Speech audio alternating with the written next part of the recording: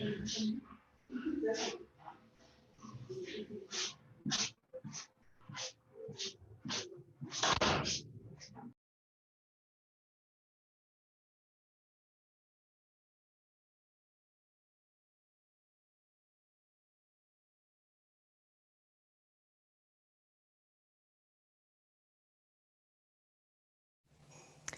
morning and welcome to the 14th in a series of ICJ Kenya's Justice and Rule of Law webinars. Today is the 7th of July 2020. 30 years ago, an event took place that changed the country's political landscape forever, the formation of the Saba Saba movement. Then we were fighting for multi-party democracy. Today, however, we are fighting for human rights for all persons. Our fellow human rights defenders have taken to the streets under the umbrella Saba Saba March for Our Lives. The peaceful protest is calling for police accountability, right to life, right to housing, and right to food. This webinar will be addressing one of the pivotal concerns of Kenyans and the world, which is police brutality. Thank you for finding time to join us. My name is Julie Wayo-Madheka from ICJ Kenya. To engage us in this discussion is a panel of distinguished jurists and legal practitioners who bring on board immense experience and expertise on the subject matter. Allow me to briefly introduce them to you.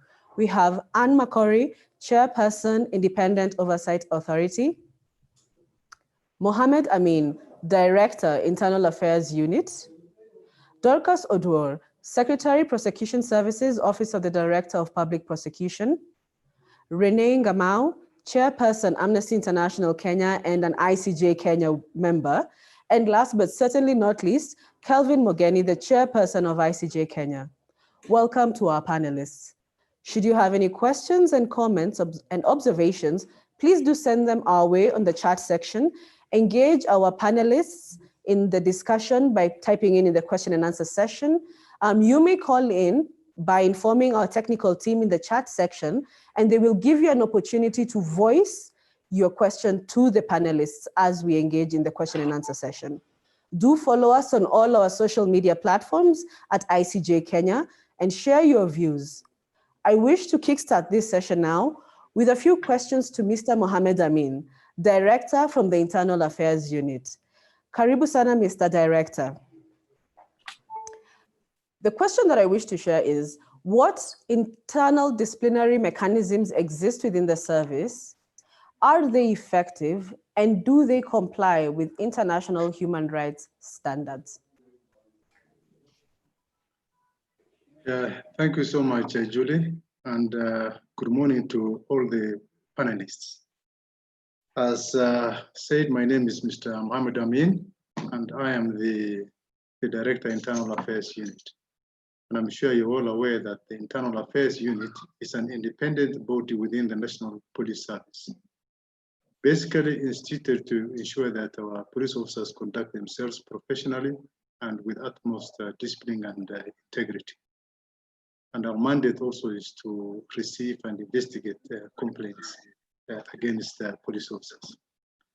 Yes, Julie, it is true that we have several internal disciplinary mechanisms that exist within the National Police Service. After the unit completes its investigations, we are, according to the National Police Service Act, empowered to come up with various recommendations. And some of the internal disciplinary mechanisms within the service are, of course, interdiction. We can recommend that an officer be interdicted from the service, an officer be suspended from the service. We can as well recommend reprimand and suspension. But nonetheless, nothing will again stop us from recommending criminal prosecution against a particular errant police officer. Of course, that is after forwarding the relevant file to the ODPP, who will peruse the file and come up with his own findings and recommendations. And all these disciplinary measures, Julie, are in line with the constitutional standards of human rights and fundamental freedoms. Thank you. I think the next question that many people would be wondering is, what safeguards and what measures have been put in place by IAU to ensure that the persons who lodge a complaint are safe? Well, as Internal Affairs Unit, Irene, we have introduced a mechanism that actually safeguards the identity of our complainants and all the people who report their complaints to the Internal Affairs Unit. We have what is called an ARIS system, an anonymous reporting information system, which hides the identity of the complainant or the identity of the person who wishes to be anonymous. That means a person can register his complaint with Internal Affairs Unit without necessarily the person who is attending to him not knowing the identity of the caller. So by so doing, that person will be able to hide his identity and present his complaints to the unit. And secondly, Judy, the officers of the unit are carefully selected before they join the Internal Affairs Unit, so that we do a thorough screening, a thorough background check in terms of their integrity and professionalism. And of course, we subject them to an interview, we forward the names to the National Police Service Commission, and the officers are vetted. It is after the vetting exercise that now the officers are seconded to the Internal Affairs Unit. And of course, lastly, the unit works hand in hand with the Witness Protection Agency, Julie, whereby witnesses who fear for their lives are linked up with the Witness Protection Agency so that they can be taken on board in the Witness Protection Program. Thank you. Thank you, Mr. Director. And before we let you go, and rather ask questions later on in the question and answer session, I think the thing that many Kenyans would also want to know is, how many complaints do you get? Do you have statistics? How many people reach out to the Internal Affairs Unit? We have been receiving quite a number of complaints, Judy. And as you can see, recently we launched virtually our police performance report for 2019. And we invited all the stakeholders, civil society organizations, and this launch was actually officiated by none other than our Inspector General. And the same has been uploaded on our website. So all that information can be accessed through our website. Thank you. All right, thank you very much. We will be coming back to you in the question and answer session, so don't log off. I wish to now turn to the Independent Policing Oversight Authority. We are glad to have Madam Chairperson with us today, and indeed, this is a pivotal day to have this discussion. Today, our fellow human rights defenders are on the streets protesting against police brutality. Ipor, as the institution with the oversight mandate, is clearly on the spot. Kenyans are quite angry with what they have witnessed. What has Ipor done to respond to the increase in police brutality cases?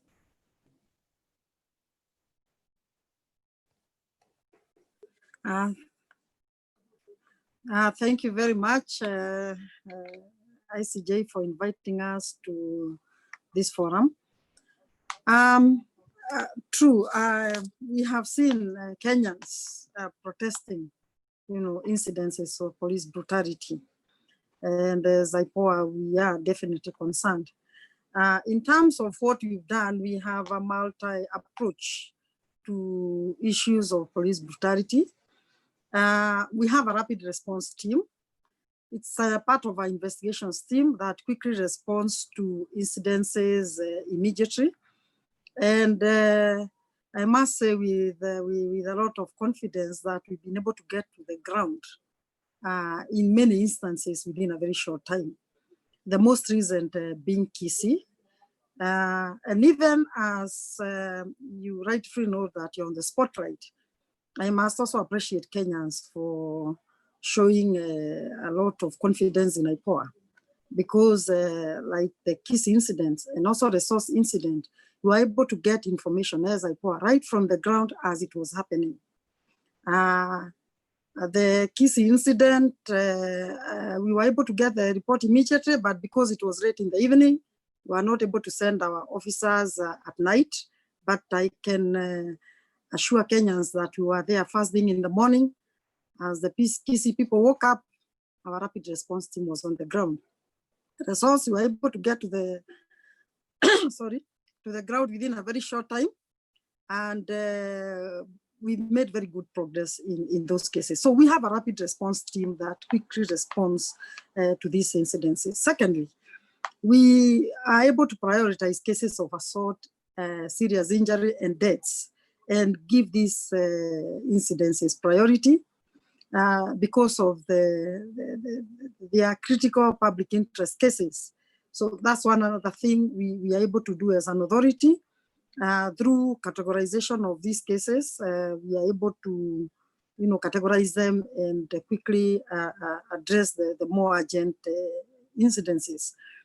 As an authority, we also exist to do policy recommendation to the government and to the National Police Service National Police Service, and we've been able to make several policy recommendations to the National Police Service and to the government. And we have seen some of these recommendations being uptaken, all in an effort to ensure that the National Police Service remains true to its call on citizen-centric service.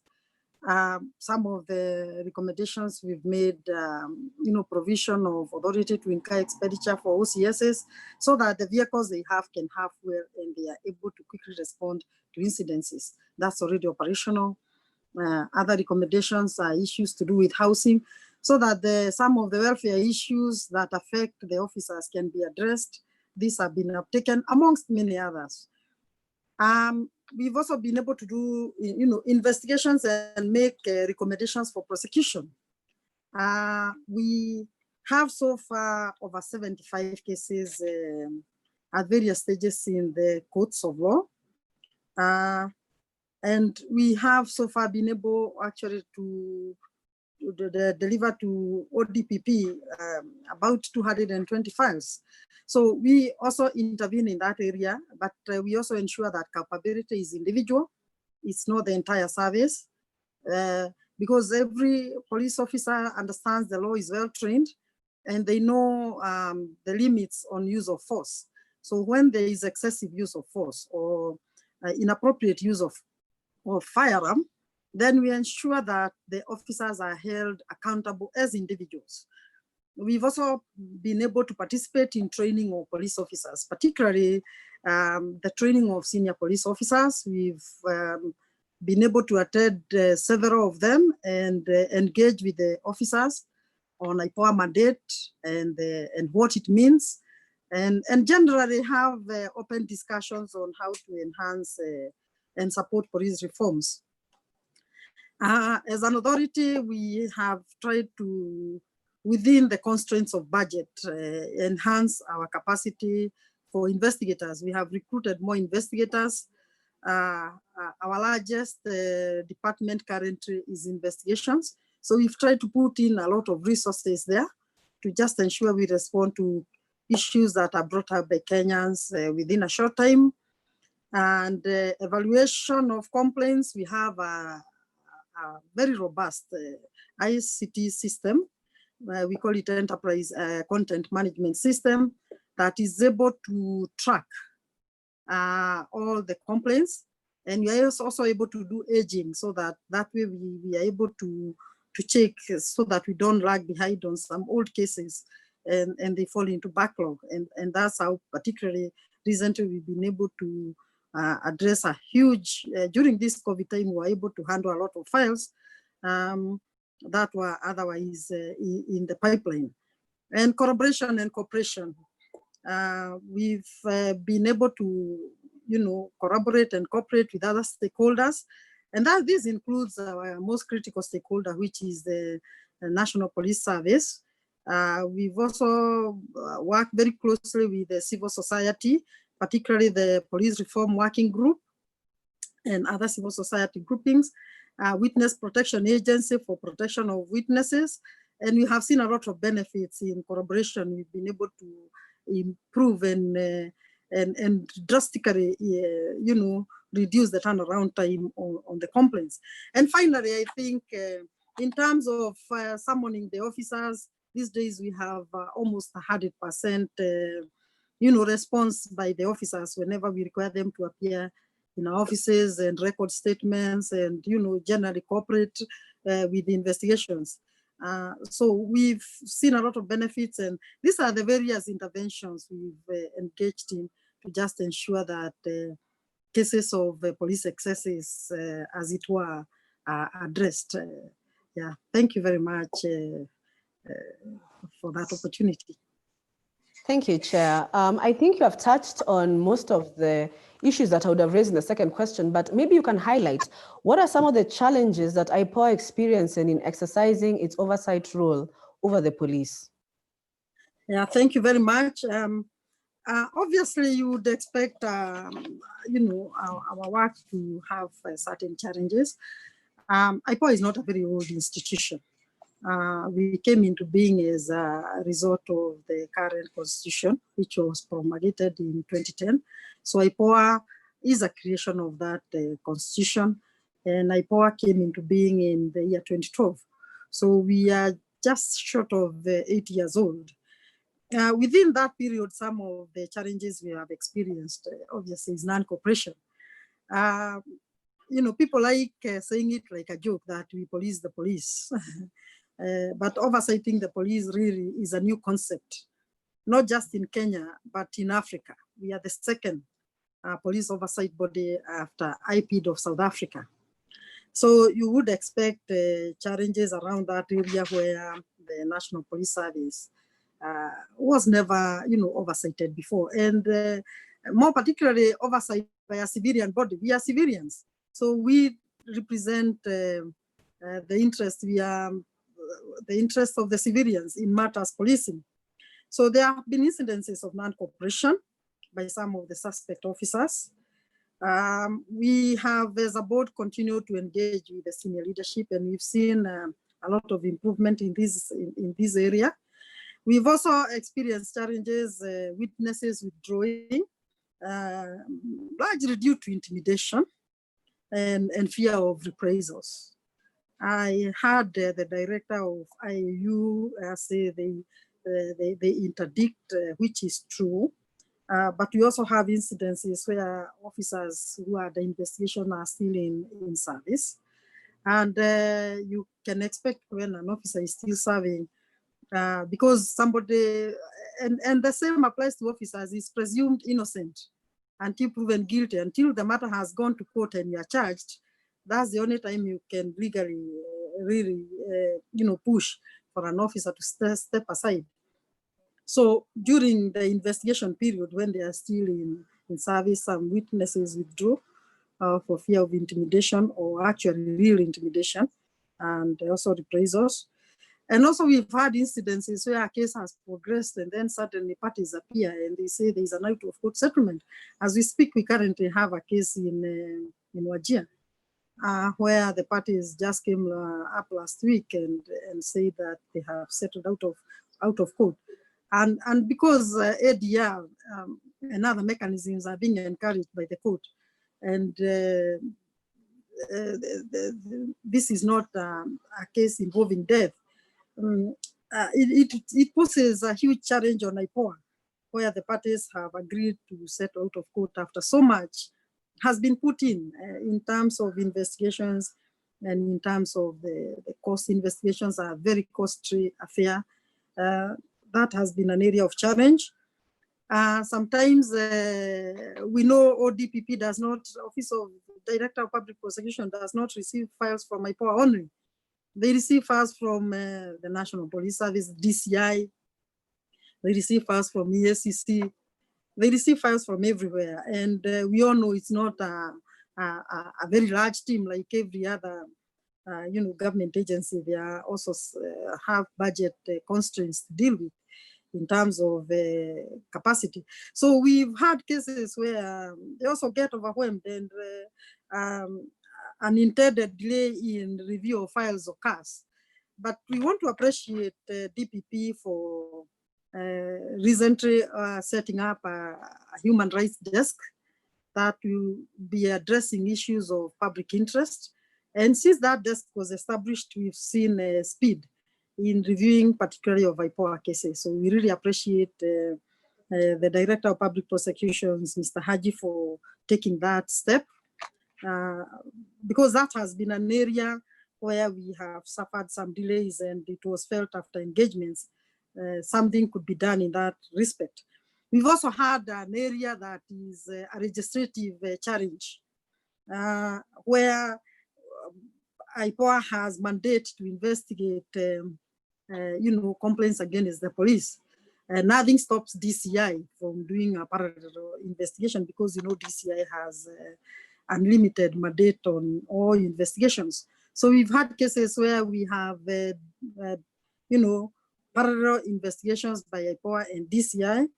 And then we all meet at the Office of Director of Public Prosecution, each with our file. And by the time they reconcile the two files and decide how to proceed, we find ourselves losing time in that respect. And also that's duplication of government resources. So that's an area that is legislative. And it's an area we do not have a solution at the moment, unless there are legislative amendments. The other area is non-compliance with the requirements, 6th schedule of the National Police Service Act, NIPOA Act Section 25, where the National Police is required to notify IPOA of deaths occurring, particularly within police premises within 24 hours. We've not had total compliance. We have areas where there have been compliance. In certain instances, there's been no compliance. So there's been that challenge of not having total compliance in that respect.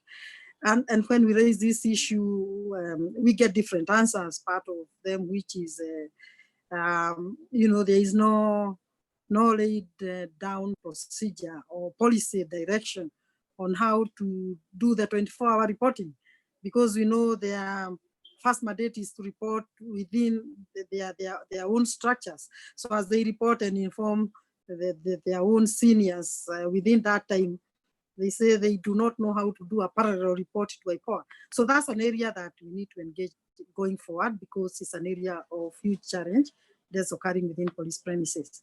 And I think basically those are the key areas of challenge. We could be looking at more as we move on. Thank you very much. Thank you very much, Madam Chairperson, for shedding a light on that. I think one thing we hope to do during this webinar series is to have all Kenyans appreciate the various challenges that go into the criminal justice system, and also seeking accountability and ensuring that we can be working in tandem to achieve this. So thank you for shedding light on what are the challenges that IPOA has and what it has gone through in the last 8 years. It's a very young institution, but indeed we will work together to strengthen it.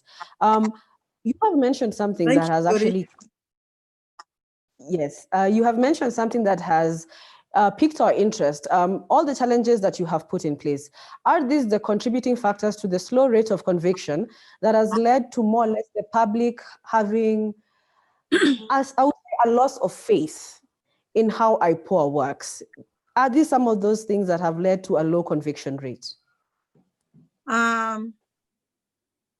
Probably not directly. They may have contributed to the slow turnaround time on files. You find that maybe files of 2017 were forwarded to probably ODPP in the definitely have contributed to the slow turnaround time. Non-cooperation definitely contributes to the quality of the file, because we are not able to get all the information, and we find ODPP sending back the files with some gaps. And many times when you look at those gaps as a result of as a result of information that was probably not availed to the authority. Or delay in forensics because we do not have total control on forensics.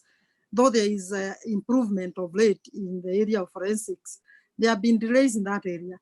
But the other cause of delay in convictions could be the entire justice system, the court system, because ODPP will review the files and the cases are taken to court. He has taken 75 files as we speak, and which are different stages of, being heard and finalized.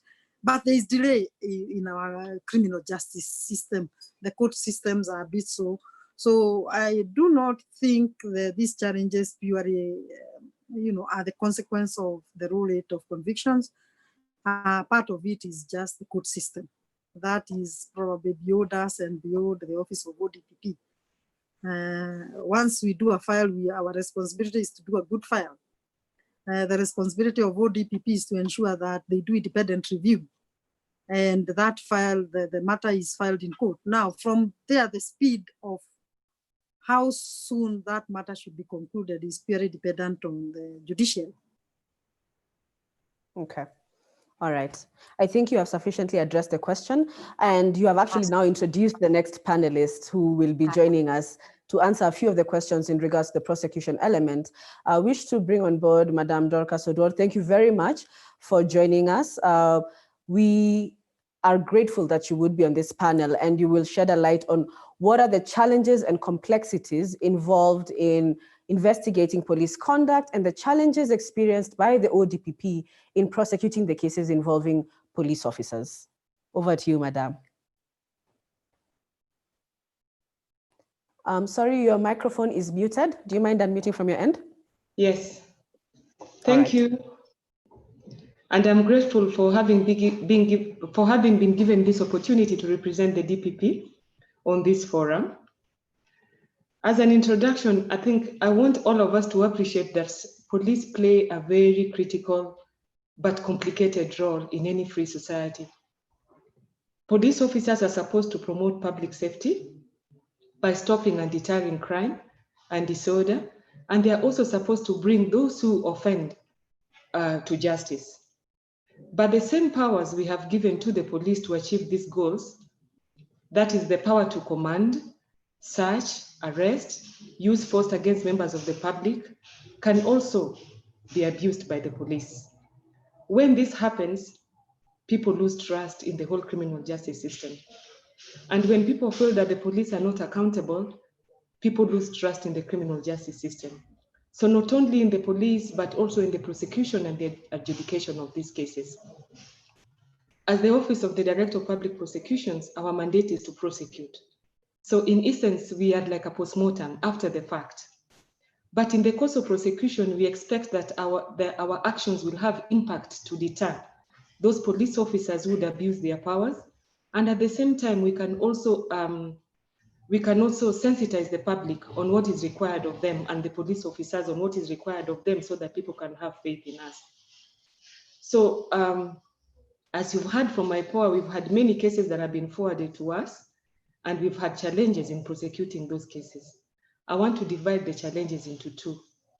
When the ODPP receives a file from Ipor, from the CID, or from the EACC, we have to make the decision to charge, which means the responsibility is on the DPP to make the decision to charge and to prosecute or not to charge and prosecute. At the same time, we are supposed to select the crimes that are commensurate with the actions of the police officers. During this stage, the stage of making the decision to charge, these are some of the challenges. First and foremost, you find that when the police go on duty, most of them do not identify themselves. They don't wear badges. Sometimes they are not in uniform. And it is difficult for members of the public to pinpoint which police officer was responsible for what. So when you receive a file from the police and you are told the police responded to a scene at such a place, there were 7. How did you know that they were the police? Maybe they were in a police car, maybe they were wearing uniform, but they didn't have their names, maybe by just the way they were behaving. So as a prosecutor making the decision to charge, you have to ask yourself, if there were 20, how do I know who is most responsible? And if I cannot isolate the person who is most responsible, how am I going to respond to the victims? So that is one of the challenges. And in view of that, that is why last time when we had this webinar, the DPP was suggesting, where possible, where the police are doing general policing duties, it is important for them to wear name tags so that people can identify them. Secondly, they should be in police uniform. Third, they should be in police cars.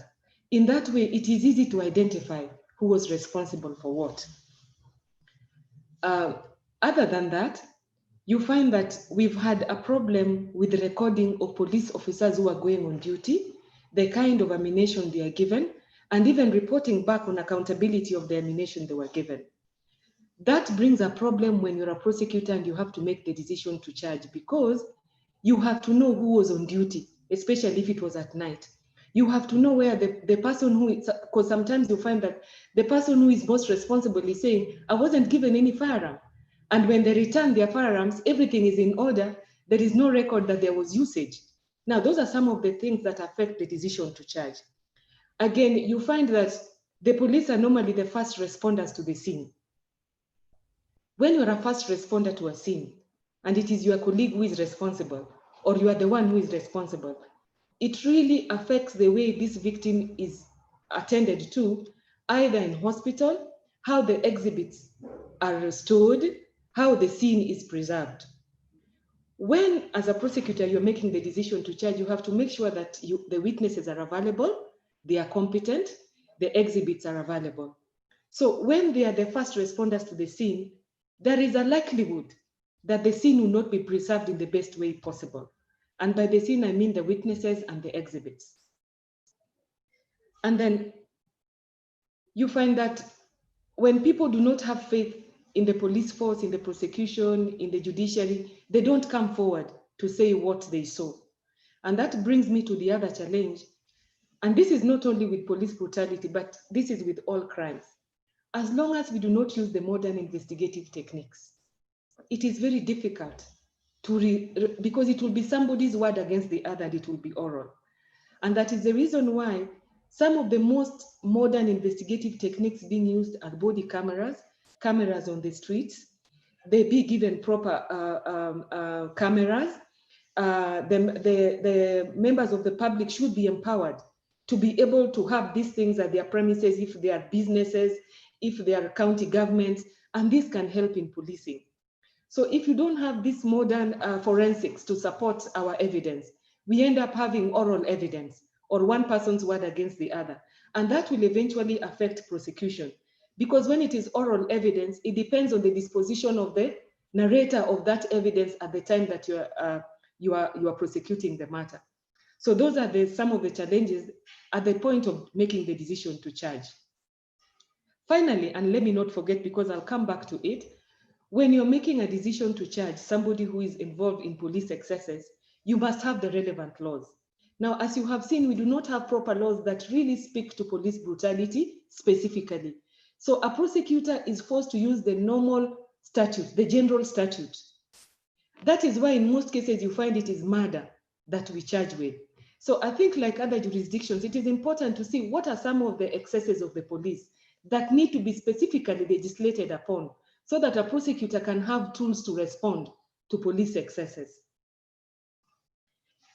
Now, when it comes to prosecution, of course, sorry, I want to go back again. Ipor raised an issue which also affects making the decision to charge. When you have parallel investigations, Ipor is investigating, the DCI is investigating. A prosecutor is confronted with two files, and most likely the recommendations are different. And sometimes the evidence that has been taken into account in this file is not available in this file. So you have to bring them together and reconcile. And in the course of reconciliation, you can lose something, or you can, you can be, you are not sure of who is telling the truth, because maybe the police went first, they have the witnesses, their witnesses are different from the witnesses that Ipor has. Ipor came, for example, maybe 1 week or 1 month later. So there is a conflict. And that also brings a problem during the decision to charge. And sometimes the files take quite long. The police respond immediately, they will stay with the file maybe for 1 year. Ipor will come after 2 years, and you're referring to oral evidence. All these affect us when we're making the decision to charge. Now, when it comes to prosecution properly, so that is now the conduct of prosecution in court. One of the problems that we face is the problem of witnesses. I have said that when you're relying on oral evidence, you have to preserve the witness and the evidence that they would give. The fact that some police officers who are suspected of having committed these offenses are still in the police force during investigations, it actually can affect the witnesses. Sometimes the witnesses are just afraid of the police officers because they still wield power. So there is a need to look at witness protection, and especially when people are witnesses against police. And not only police officers, even us as prosecutors, sometimes the police that we prosecute are familiar to us. They are also familiar to the judiciary. So as the Office of the Director of Public Prosecutions, in very serious cases, we would rather refer the case to a different location. And at the same time, we always require the IG to put in independent police officers who are not so familiar with the police officers who are suspects to investigate and prosecute those officers. Then cases take too long, and that interferes with witnesses and interferes with exhibits. During prosecution, if you do not have data of how police misconduct is dealt with, sometimes it affects the effectiveness of prosecution, because at the end of the day, when we're making statements on sentencing or even during prosecution, it is important that the members of the public and the prosecutors can have data, because sometimes you might find that some of these police officers have been involved in these infractions before, but the data is not available. And sometimes the Internal Affairs Unit has dealt with them, but they have not been taken to court, they've been reprimanded. Such that when you're dealing with the person, you're thinking that you're dealing with a first offender, but this is not a first offender. So it will be one of our recommendations that the Internal Affairs Unit should keep a proper record of police who are suspected of misconduct, who have been dealt with, so that when they commit an offense, there can be a history. Or before they commit further offenses, something can be done to them, because you cannot continually be reprimanded when you are a potential for a more fatal action. And again, we should have data on the use of force. Not all use of force is illegal, but some of it can be legal. But there should be data so that the people can hold the police to account when they use force properly, and we can know when they do not use force properly. And finally, as the Office of the DPP, there are many cases that we are not able to prosecute or to make the decision to charge because of one reason or another. I know we'll deal with this before, but there are other avenues that the public can use. For example, if criminal prosecution is not the best, as the Office of the DPP, if there were proper mechanisms, we would be telling the victims to consider civil action. And that can only happen if there is a proper mechanism for reparation of those who are victims. Secondly, the community plays a very, very important role. As Kenya, we have moved forward, we have a civilian oversight over the police.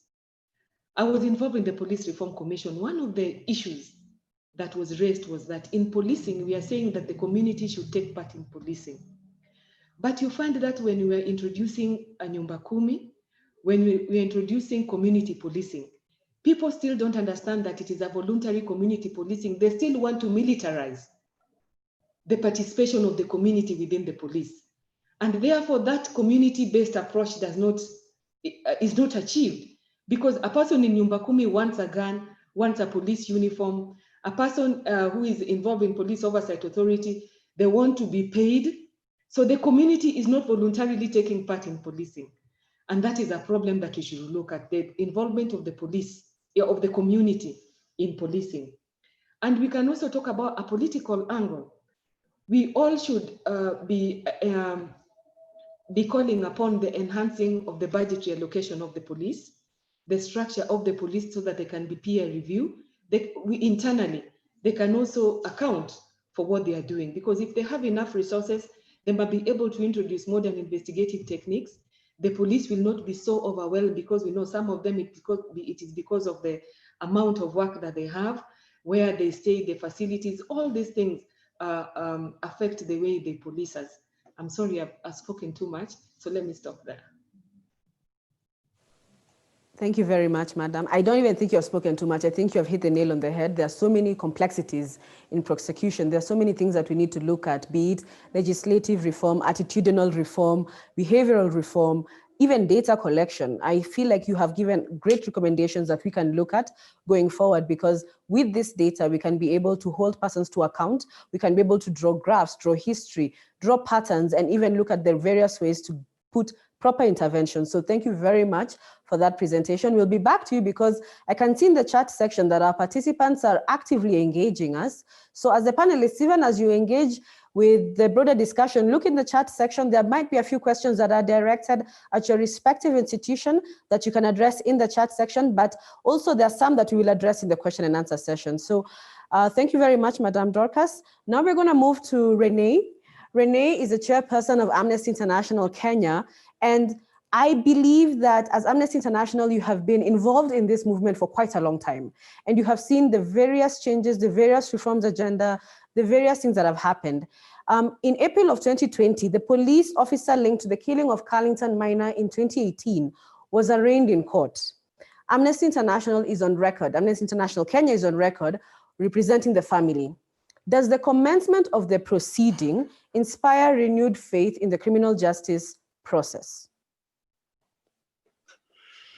Good morning and thank you. I think first, even before I do respond to your question, is to honor all of the Kenyans who on this very historic day have come out time after time on Sabasaba to voice the concerns of citizens on the ground, to ask for a more just, better, a stronger, and more inclusive and a more equitable Kenya.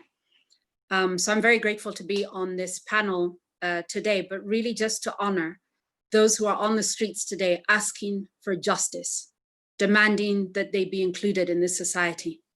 I think on the issue of Carlton Minor, you're right, Amnesty International Kenya is on record for having really supported Carlton's mother. And the dates that you state should be very telling. The arraignment, April 2020, the death, December 2018, 2 years of Carlton's mother, of the people of Kibra, of human rights defenders, of organizations such as Amnesty Kenya, continuously knocking on the door of the police, of Ipor, to whom this case was immediately passed, and to others, including the ODPP, to ask, why has no one been prosecuted? The eventual prosecution, or the arraignment in court rather, of Officer Emmanuel Oyobe underscores another point, which is this, that Officer Oyobe continues to be in active service. In fact, if you're to read the last reports, he was posted at the KNH police post during this entire period, which again underscores what both the chair of Ipor, Madam Anne, and also the ODPP, Madam Dorcas, have said continuously, which is that it is very difficult to explain or to expect for civilian witnesses to be able to come forth and to feel that there is any justice in a system where the person who they point to and they accuse and they intend to produce evidence and to be witness against continues to be an active duty, continues to be armed, continues to patrol or to have access to the very streets where he is commended as having killed somebody. And I think that it is wrong for us to say that there is no opportunity for an officer who is subject to an investigation to be asked, indeed required by the National Police Service and by the Internal Affairs Unit to go on gardening leave or to be put on leave pending the investigation. Justice must be seen to be done. And it does not begin at the point of arraignment. Justice begins at the point of the investigation. A swift, clear, open, and transparent, modern investigation that allows for the victims to also feel that they are being heard and that what their cry is for justice is being taken seriously. In this case of Carlton Minor, of course, it is an ongoing matter in court now. But the delay has got to make us as civilians look at it and ask ourselves, truly, if it takes 2 years and the continuous pushing of human rights organizations such as Amnesty or others for a matter to come to court, not even for the matter to be concluded, what can people expect if they do not have access to Amnesty or to IMLU or to another voice greater than theirs? The citizen's voice, the witness's voice should be the strongest voice, indeed, the victim's voice where they are not dead, as in the case of Carlton. And also we could take this and look at another matter which is very similar and which is very well known to all, not just the panelists, but to your members of the ICJ and indeed to the Law Society of Kenya, which is of course that of Willie Kimani. Willie Kimani, July 2016. We are now in July of 2020. This case continues 4 years later. And we know that it is possible for indeed all of the arms that have spoken before us to move a lot faster. In December of 2019, which is just last year, Rogers Oma was raped a lady in Langoni police lines. Last week, he was convicted. And in holding up the conviction, they pointed out to a police officer who had taken advantage of his position to lure this young woman to a place where he could rape her. So it is possible for the police to move faster. It's not that it is not. And there are other cases that we could take to that. Mercy Cherono, within 48 hours of that video hitting the social media and that terrible sighting that we all had to see of her being dragged along by police officers, there had been an arrest made by the DCI. Now in January of 2020, there were over 100 cases by Missing Voices, which pointed directly to police. Missing Voices is, of course, as we know, a civilian organization. If there are 100 cases verified of police killings, 21 of which have been the direct result of police enforcing COVID regulations, then the question is not one of whether it is possible to investigate these matters. The question is just one of willingness and speed, given that only 4 have been recommended for prosecution. So what do we do? Of course, as an organization such as Amnesty International Kenya, ours is to continuously push for and advocate for inclusive, swift, clear investigations with evidence collection being, as Madam Dorcas has put it, modern, with policing being done in ways they're more of a service and less of a force. I've been very interested in the comments that have just been made, especially by Madam Dorcas in her recommendations, which I very much assigned to, which includes that if you look at community policing in Nyumba Kumi today, you will see that those who want to be involved immediately are asking for guns. They're immediately asking to be able to be militarized, as she has put it. If they're asking for this, this should tell you that this is how civilians see the police, not as a service, but still as a force. So while we're discussing these matters in theory, what happens, what doesn't happen, what is going on internally within the different organizations, what we must keep in mind is how civilians are interacting with the police, civilians are seeing the police, and the increased frustration of civilians by what seems to be inaction or swift action by the police. It's not enough to say that you might have 2 parallel files. To be honest, and without being facetious at all, to the family of the victims, 1 file, 2 files, 10 files mean nothing if there is no justice, or if it appears that the case is being bungled by the prosecution, when the witnesses on ground are really clear on what happened. It is also important that the police move with equity towards all. If you are found after curfew, for example, today, in some parts of the city, you will get a slap on the wrist, be asked to go home very quickly, or perhaps taken into a quarantine center. In other parts of the same city, you might end up with a bullet in your head. The story of Vaite, homeless gentleman, who was shot allegedly by the police, is one such case. And of course, there are very many for which there are agitators today on ground. For the citizens, for the victims, and for everyone who is outside of the entire justice system, that is to say, from the point of complaint to the point of conviction, what they see when they see delay, what they see when they see this confusion about whether or not to prosecute, all they see is the ineptitude of the police. And there's a problem with that. The problem is this, like you rightly pointed out, policing requires community engagement.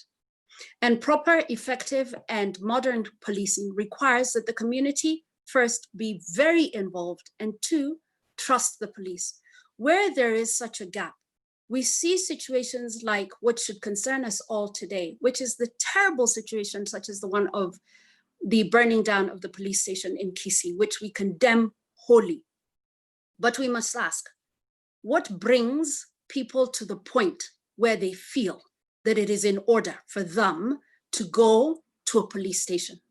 I disagree with Madam Anne on the issue of individual culpability.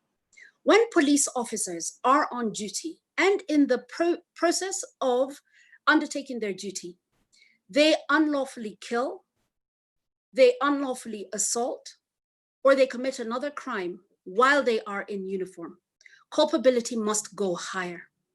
And there's precedence for this. If you look at one of the very first cases that Ipor prosecuted, which is a young girl called Kwekwe in Kilifi, I believe it was, or in Kwale, I think it was in Kwale, over the shooting by a 12-year-old girl in the middle of the night by police officers. It was not just the police officer who drew the trigger who was charged.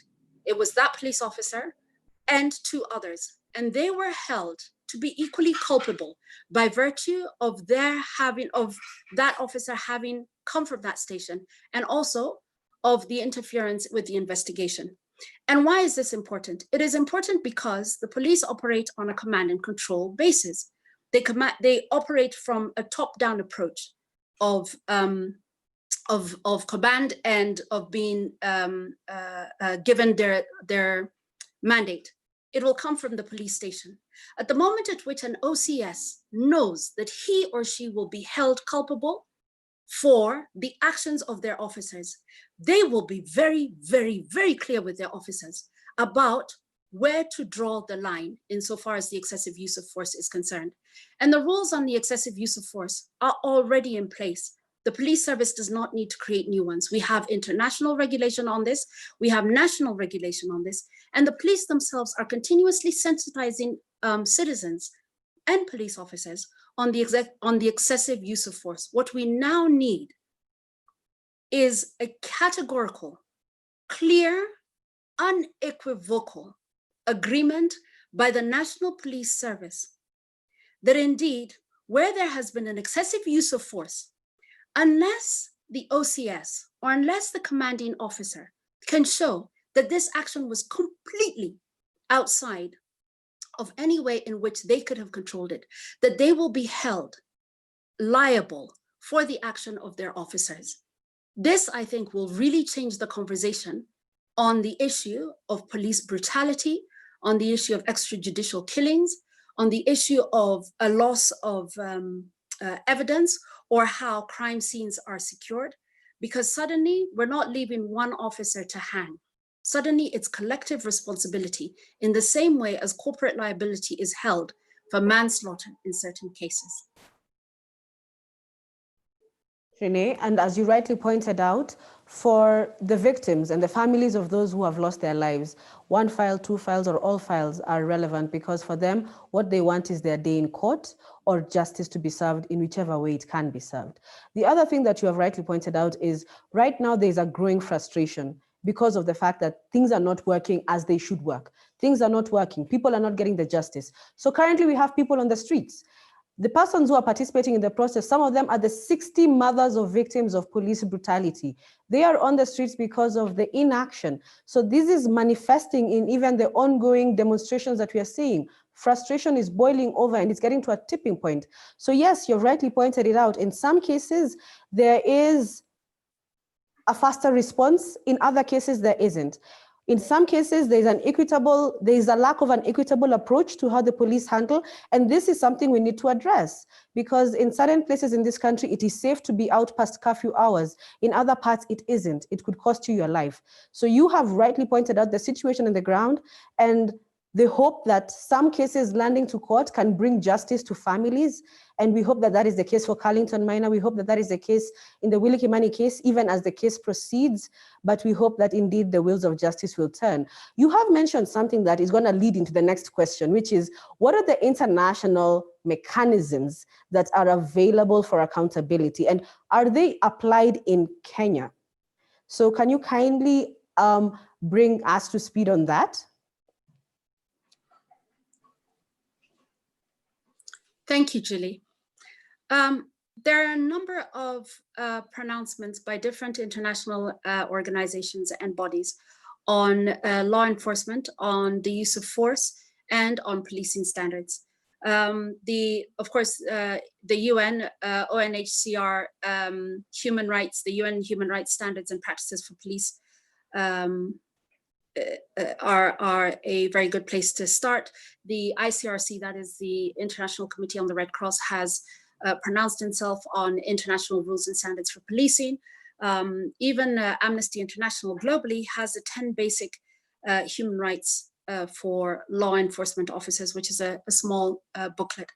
But I want to point out something. Of course, the law that will be applicable in Kenya will always first start off by being the constitution and the subsidiary legislation thereunder. And all other laws will be subject to these two. But I think there's something that we really must underscore, which is two things. Number one is, what do we want out of our police service? And indeed, what do we want in terms of security for this country? I think if we begin with the end in mind, to paraphrase Covey, then it makes better sense when we approach policing. For as long as we operate under the presumption or under the theory that it is a few rogue officers, instead of listening carefully to what C.S. Matiang'i said a few months ago about indeed the percentage of law officers or the cases in which, or the numbers of cases where this happens, then we must understand something, that when we see 10 or 20% or even 5% of officers continuously breaching the law, then we need to ask ourselves whether there is a structural problem. Now, some of the laws include this, because what you've asked me about are international rules, standards, and regulations. They underscore things like leadership, that the leadership in police should affirm the governing principles of legality, of necessity, of proportionality, of accountability, and then adopt the means and measures to ensure that such principles are upheld, what Dorcas spoke about earlier in relation to modern policing and modern evidence collection. That recruitment of police, which in this country has been a subject matter of great political pronouncement, must go beyond just physical criteria and should also include level of education, clear police record, personal integrity, a law-abiding attitude, but also that it should be representative. When we have policing that is more representative, that is more inclusive, and that is seen to be so, international law has, or international pronouncements have seen that this makes policing more amenable to locals when they can see that it is a person just like me. There are other things which go into the structure of policing, which in and of themselves bring the police closer to the people, and therefore the people closer to the police, which are, and this has been something that has been discussed a long, long time, simple things like police housing within communities. When your next door neighbor is a police officer and both of you are asking each other, mmepata maji leo? Or KPLC imewaletea stima because hatuna stima, then suddenly this person becomes a person such as yourself. They understand the community and the community understands them. A simple action such as this enables for there to be a closer relationship between civilians and the police. And this closer relationship, forged well before there's a crime that needs to be reported, means that by the time that the civilians are engaging with police, or indeed police with civilians, there is already a level of goodwill. Now, in the 10 basic laws, human rights for law enforcement officers, there's just a number of things that have been highlighted, and I want to point out one of them, which is basic standard number 5, as put out by the Amnesty International, which is lethal force should not be used except where strictly unavoidable in order to protect your life or the lives of others. And what I want to underscore is that strictly unavoidable, because I think that there are many institutions, of course, including the UN, that have pronounced themselves on this. But why I point it out is because of this. In very many cases where there has been complaints of police brutality, and especially where there have been complaints of extrajudicial killings, you will find that in the forensics reports, And in the pathologist reports, there are bullets to the back of the head and the back of the victim. Sometimes the gunshots are point blank. Sometimes, in the case, for example, of Willie Kimani, it is a strangulation with polythene bags. In the case of Carlton Minor, it is a young man who has moved away from the police and who has been shot in the back. This suggests to you that this was not a situation where the police were confronted and that in the scuffle, they needed to protect themselves and therefore drew the gun and shot their victims. Why is this important? Because when prosecuting, and indeed, even when pronouncing, making pronouncements well before the prosecution, at the stages of investigation and at the preliminary findings, these findings in and of themselves should move the Internal Affairs Unit and indeed the National Police Service to immediately suspend those who have been, who are under investigation, not to move them to another station or to another post where they can continue or where they can interfere with investigation, but to remove them completely. There's another one when dispersing violent assemblies, to use only minimum force necessary. I point this out because, of course, being Sabasaba today, we know that our comrades will be out on the streets and they will be protesting, in many cases, peaceful protests. But where to draw the line and use only minimum force, and then even where necessary. Again, I point out to the case of Baby Pendo. Once again, all of this to point out the following, that yes, there are international and regional laws and regulations to which Kenya is a signatory.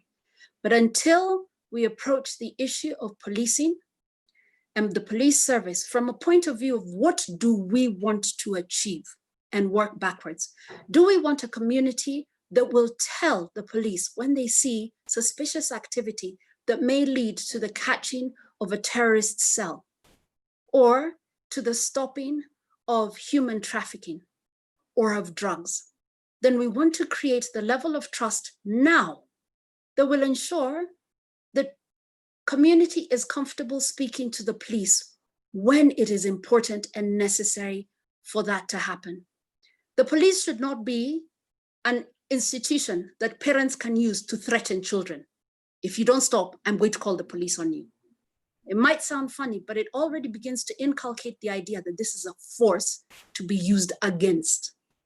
The police should not be a force where even civilians feel that if they are to help them, then they need to be issued with guns or in some way to be issued with an instrument of force. That in itself should be enough to tell the police that they are not being viewed in the way in which they believe they are.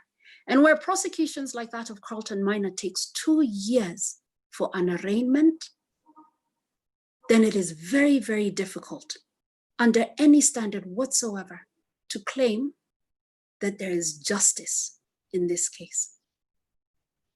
Thank you very much, Renee. Oh my gosh, you have touched on so many recommendations, and we will definitely distill them and put them down, because indeed we need to change how we approach the police. We need to change how we think about the police. We need to have a complete overhaul around what we want. And as you rightly said, we need to come from the end. We need to look at what we hope to achieve and then strive towards bettering the system towards that. And now you bring me to the next question, because of the issues that have come up around the judiciary, the issues that have come up around cases taking so long at the judiciary and at the last point of ideally the justice chain, which is, should we create, and this is directed to our chairperson of ICJ Kenya, Mr. Kelvin Mogeni, should we create an expedited process similar to that of election proceedings, particularly in cases of police brutality that have led to death? Is this something we ought to consider? Are these guidelines we should propose, so that the way that we came about and had proper election decisions in 6 months, in less than a year, we can also strive for the same things in cases that lead to death? Is this something that we could consider? Over to you, Chair. Thank you, Julie, and My sincere thanks to my fellow panelists, and on behalf of ICJ, we are leading this discussion on this very important day. Sabasaba, as you realize, is a date we have taken over the years to celebrate and come up with ways in which our right to various instruments under the rule of law can be achieved and have been achieved through the time. But what we're discussing today is very important, because when you talk about the use of excessive force to either intentionally or deliberately injure, intimidate, and potentially kill suspects, has been a thorn in the flesh among Kenyans, because when you talk about policing, it's supposed to be ensuring that the rule of law, and as rightly pointed out by Dorcas, that the rule of law is maintained, law and order and other issues are properly maintained in the society. But when you get a society that feels the police are not doing what they're supposed to do, and the reaction to the police is that they are them and we, so it's not looked at a common issue, they're not approaching these issues in a common manner, then there is a problem. And I think, as you rightly say, both the Internal Affairs Unit, both Ipor and the DPPs, they talk about the process taking, it takes a long process to get these people investigated, and the files end up in court, and prosecution takes place after very many years. And I think it is high time that we start working on ways, how do we reform the process of investigating, prosecution, and bring to book to justice those who are found to have been culpable in excessive use of police powers. And when you talk about the system that we came up with, as ICJ, we helped, the Judiciary Committee on Elections in coming up with the process of ensuring that electoral process after any election is culminated in justice within a specified time. This is an issue that discussions can be had into, because you heard that any death within police stations or in the hands of police officers is supposed to be reported to the Ipor within 24 hours. That has not been happening. Reason is because those timelines and the process and procedures have not been set in place. And I think it is the right time now we start working. How do we reform this process? Not only the question of the reporting and investigative process of these crimes, but also how do we get these persons culpable? That is, how does the judiciary respond to this? And I think the timelines to be set will be very important. And when you look at this issue, and I think I need to go back to what Renee said, it is the process we have right now, and the biggest danger we have in society is our perception on what the police are doing and how they react to issues that are coming before them. It is not in dispute that a large number of officers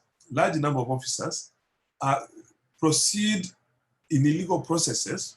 For example, they plant unlawful evidence on victims, they fabricate reports, they make false arrests, they coerce false confessions, they profile persons, especially those coming from informal settlements. This has been going on unhindered. Reason being what? Because the system of police training, the system of policing that we have been having has been made to see the police officers as persons who are supposed to be brutal. Police see themselves as brutal. Anywhere they deal with it, whether it's a traffic offense, whether it's a normal insurance issue, they look at themselves as brutal. And they react to things in a brutal manner because they don't have this community-oriented policing system where they feel that they're doing these things as part of the society. They don't have anything which is localized with the people. They don't look at the stakeholders as part of the investigative processes. And they never, at any point, properly said, initiate any dialogue with the community members.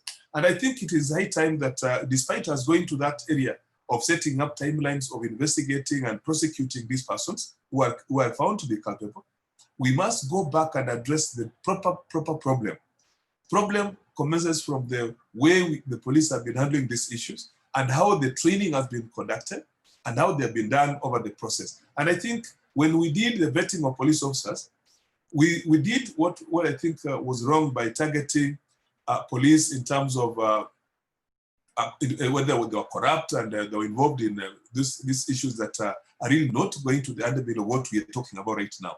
That is the conduct of officers in dealing or handling their issues. For example, you will never find a police officer using the police mobile equipment in communication between them and the officers. What we're having right now are people using private mobile phones where communication is not properly recorded, and it does not have that accountability process where you can be able to determine this recording has been determined, this is what happened, this is what was recorded on the ground. They don't have the body cameras. They have never used those things, so that accountability is not properly set out. And I think it is high time that when you see a police officer at a traffic roundabout, a traffic stop, the only thing they have are mobile phones. What for? Collecting bribes and determining how the next bribe is going to come in. But questions of proper policing, and this is what the DPP and the IGP should do, is ensure that the police records of communication between officers is properly documented and properly kept as a record. And that can also help in prosecuting these persons, and that should be the issue that we should be dealing with. And I think as we work towards whether the judiciary should work quickly, and the judiciary will always tell you that they deal with the matters as and when they're brought to them. But timelines, like corruption cases that we're dealing with that we give a timeline, we should have timelines properly set out for prosecution of police offenders. And so this also must go in tandem. If a police has been suspected and has been proceedings have been initiating against such officer ideally should never remain in the force, in active force, especially in the local area where witnesses are expected to come up against it. And of course, that is one thing that must be looked at very carefully. And if the regulations are properly set, as soon as there is a complaint that has been established against an officer, that officer should not be left to be within the station where that offense has taken place. And I think, as you said, the question of dealing with the proceedings against police offenses, police brutality, especially on a day like this when we are talking about how police reacted to the Sabasaba demonstrators way back in the 90s. This should be a way we should now come up and tell ourselves, this is not the Kenya of the 90s.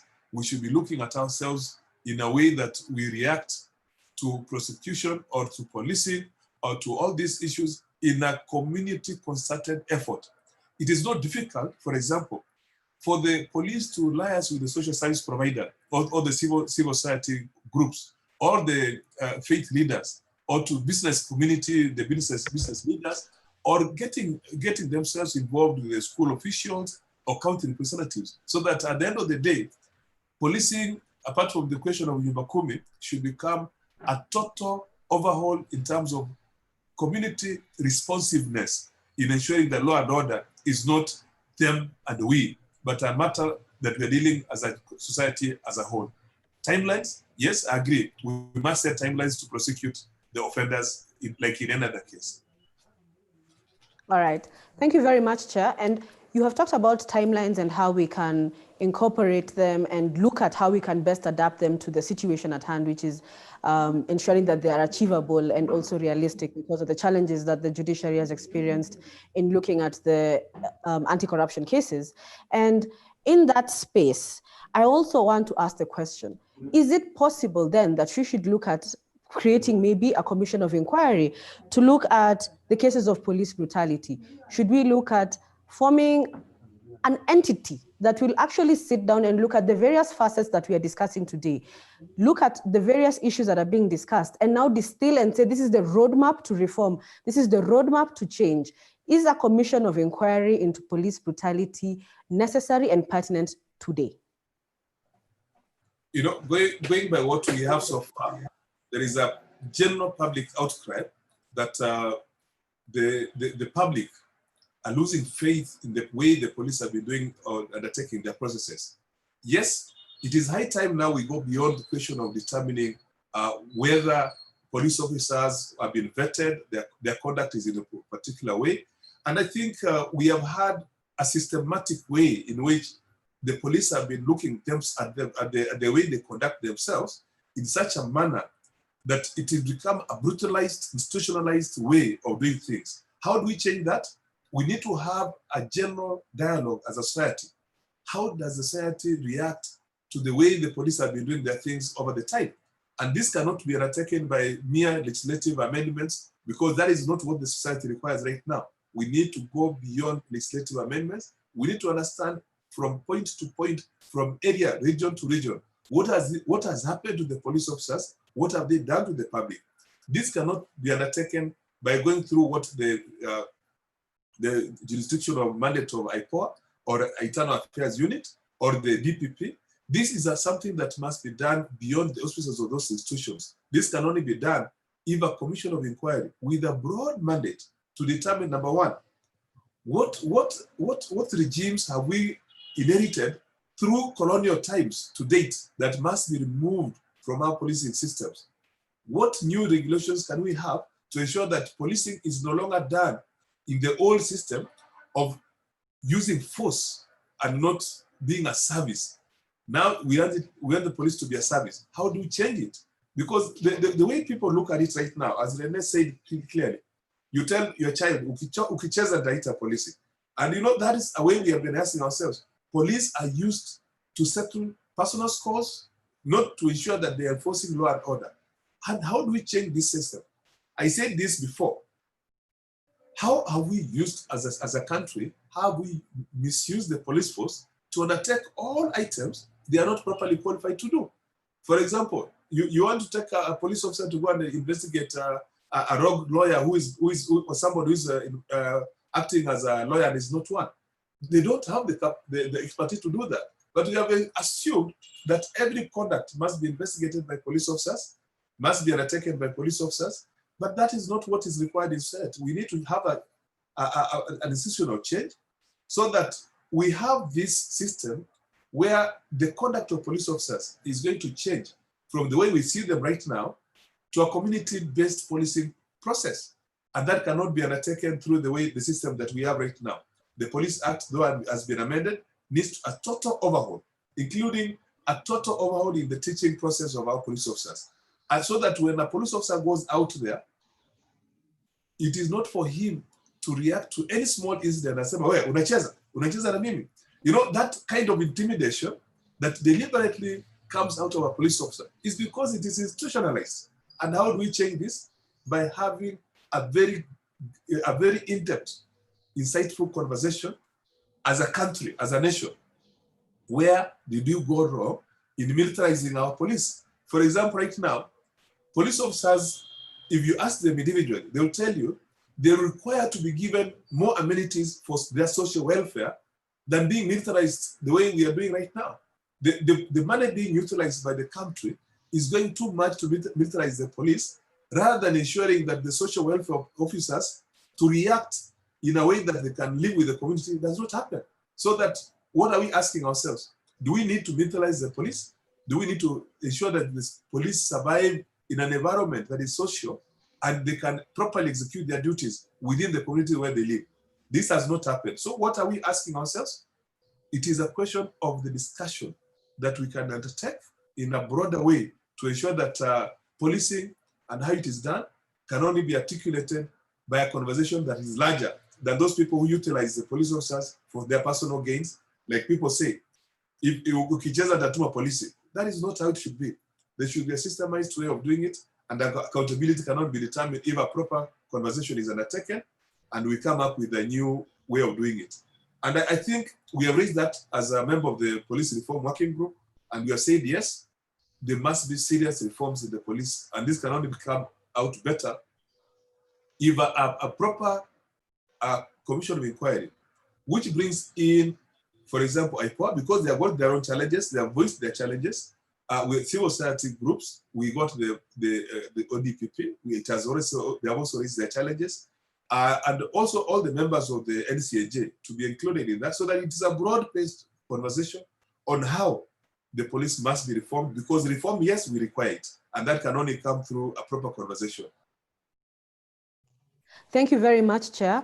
thank you very much to all our panelists for the initial engaging discussions that we have had. We have walked from the beginning of the complaint all through to the very end. And now we have our participants who have also been following the conversation, seeking to ask questions directly to the panelists that we have. We will start with Madam Tina Alai. Tina had typed in her question, but she would wish to vocalize it for the sake of the audience and for the persons who cannot see the question that she has asked. So Tina, are you with us? Yes, I'm online. All right, kindly direct your question to the respective panelists. Thank you so much to all the panelists for such an enlightening presentation. We applaud you for all the work that you're doing and the great efforts amidst all the challenges that you're experiencing. My question relates to election-related violence and police brutality. As you're aware, police brutality during election-related violence has been one of our greatest challenges as a nation. Most recently, for instance, the Kenya National Commission on Human Rights documented at least 201 cases of election-related violence, with 50%, and particularly sexual and gender-based election-related violence. These were 201 SGBV cases during 2017 violence. 50% of these cases are alleged to have been committed by police officers. So my question to Ipor, IAU, and ODPP are as follows. Number one, have any police officers been investigated, charged, or prosecuted for committing violations, including these 201 SGBV cases during 2017 elections, or even during the 2007 and 08 election-related violence? If so, how many and where? My second question is, and this relates to the comments made by Ipor and ODPP, in cases where police perpetrators cannot be identified, why hasn't the ODPP pursued command responsibility to hold those in charge of those police officers responsible? And finally, bearing in mind that police brutality during elections has become a recurrent issue, it happened in 2007, it's happened again in 2017. What measures has Ipor, IAU, or ODPP put in place to ensure that such violations are properly documented, investigated, and prosecuted in future? Thank you. Thank you very much, Tina. I'd ask the panelists to jot that question down as we take also a few other questions. Elizabeth asks the IAU and ODPP, how do we ensure that the police officers enjoy the right to bail and bond, but at the same time protect the citizen interest, which is that they would not wish to be in contact with persons who have perpetuated crimes against them? So how do you strike a balance between the rights of the police officers as well as the rights of the citizens who are undergoing a justice system? That is one of the questions that we have. A few other questions that we have gotten, which I think are very pertinent that we should have discussed, are 1 minute. Yes, from Cynthia Osiro to the ODPP. How can the challenges of interference of witnesses and exhibits by police be addressed? Because this is a challenge that you are experiencing and you have rightly pointed out. How do you ensure that these challenges are of witness interference by the police and of exhibits are addressed? These are some of the questions that are coming in on the chat section. Unfortunately, we won't have an opportunity to go through all of them, so we are trying to merge as many of them. Madam Lydia Mudhiani is also on the line. She'll be calling in her question in a few, but I think we can start with those round of questions, starting from IAU. Thank you so much. Regarding the question by Tina on police brutality, I would like to point out that as the National Police Service, the National Police Service does not condone any police brutality whatsoever. I can confirm to the panelists and my fellow viewers that we have received as a service a number of complaints regarding police brutality. We have investigated them and they are at the various levels of our investigations. And appropriate action will be taken depending on the outcome of our investigations. In terms of the 2007-2008 post-election violence, investigations were conducted. And where officers were found to have committed in act of violence, in act of murder, in criminal misconduct, appropriate action has always been taken. A good example is the case of PC Edward Kiwi, who was charged for murder during the 2007-2008 post-election violence and in Kisumu. And the matter was successfully prosecuted and determined. And that's not the only case. Several other police officers were arrested and prosecuted on matters pertaining to post-election violence. Statistics, I don't have them at the moment, but I believe they're always available. Thank you. All right. Thank you, Mr. Director. What we will do, though, Tina, is ensure that if Mr. Director furnishes the statistics with us, we will share them and include them in the communique that ICJ will develop at the end of this session. Over to Madam Dorcas. Yes, thank you. Let me start, first of all, by the question about electoral violence and the SGBV cases that were reported. You remember that I chaired the task force that reviewed these files. And out of the 201 files, unfortunately, all these incidences were reported later on. What happened is that, for example, in Kibera, several people reported that they were raped by police officers. How did they report? Civil society took them into a boardroom, into a hall, and each person was coming with evidence that they went to hospital and they were raped. They could not identify the police officers because all of them were saying that they were police officers dressed in police uniform, and that was like, for example, the GSU fatigue and barracks. And you remember during that time, we had the administration police on the ground, we had the GSU on the ground, we had the police, general police, Kenya Police Service on the ground, we had sometimes the military on the ground. It was very difficult to identify who was responsible. Nonetheless, as the Office of the Director of Public Prosecutions, we called for all the files that we reviewed. 90% of the documentation that were brought that they went to a hospital were not authentic. Secondly, most of them reported way after the fact, and it was difficult to verify. And that is why I was saying, when it comes to making the decision to charge, you must have the evidence, and the evidence must be sufficient with a reasonable prospect of conviction. When the documentation that you have brought is not authentic, we went to all the hospitals, they were not authentic. Nobody could identify who, when, and where they were raped. And that is why if you look at our report that we made public, we made recommendations and we said, as prosecutors, it is difficult in most of these cases to make the decision to charge, and the reasoning is there.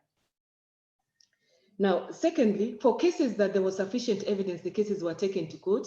And remember, we've had 2 cases in the Court of Appeal of people who were involved in those incidences requesting the court to force the Director of Public Prosecutions to prosecute those cases. And they have not succeeded because we gave sufficient reasons why we did not recommend prosecution in those cases. And our report is public.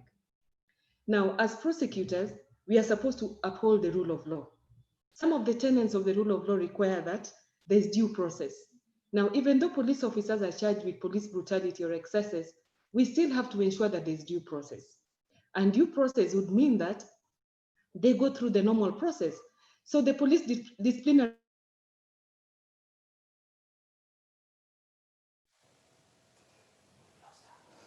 Sorry, I think we have lost Madam Dorcas. Let's give it a quick minute to see if the tech will come back. Internal affairs or the prosecutors to do that are not documented. They are not policies. They have not been legislated. We cannot impose conditions which are not, because they have to be known even by the police. When you're talking about command and responsibility, it could be in statute. Is it known that it is an offense? Now, Article 2.6 of the Constitution provides that international instruments that we have ratified form part and parcel of our legislation. Human rights instruments, international, apply with amendments, but they have to be domesticated. As a prosecutor, if you're going to charge somebody with something that is in an international instrument that is not domesticated, you realize you need the local processes to support that charge. So if it is not domesticated, it is a difficulty to the prosecutors to use. And that is why we were saying that as the Office of the Director of Public Prosecutions, we are trying to explore how we can build jurisprudence on issues of command and responsibility. Now, somebody asked why police officers, when police officers are being let out on bail, how do we make sure that accused persons are, the victims and the complainants are protected? Like in any other criminal case, when a police officer is a suspect and we know that he might interfere with witnesses or with exhibits, it is our responsibility to bring it to the attention of the court and to suggest conditions under which the person should be left on bail, or conditions that the person must satisfy.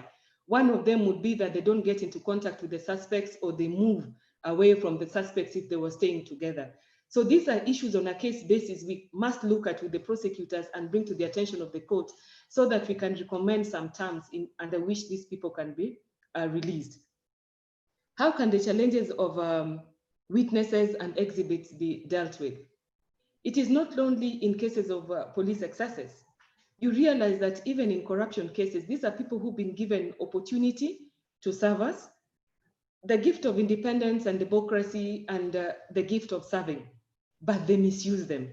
And when they are caught, they wouldn't want to be held to account. And therefore, they interfere with exhibits, they interfere with witnesses. One way of dealing with this is that the cases must be expedited. Secondly, there must be a way of preserving this evidence, and it is even more crucial that this evidence must be in forensic form so that it cannot easily be tampered with.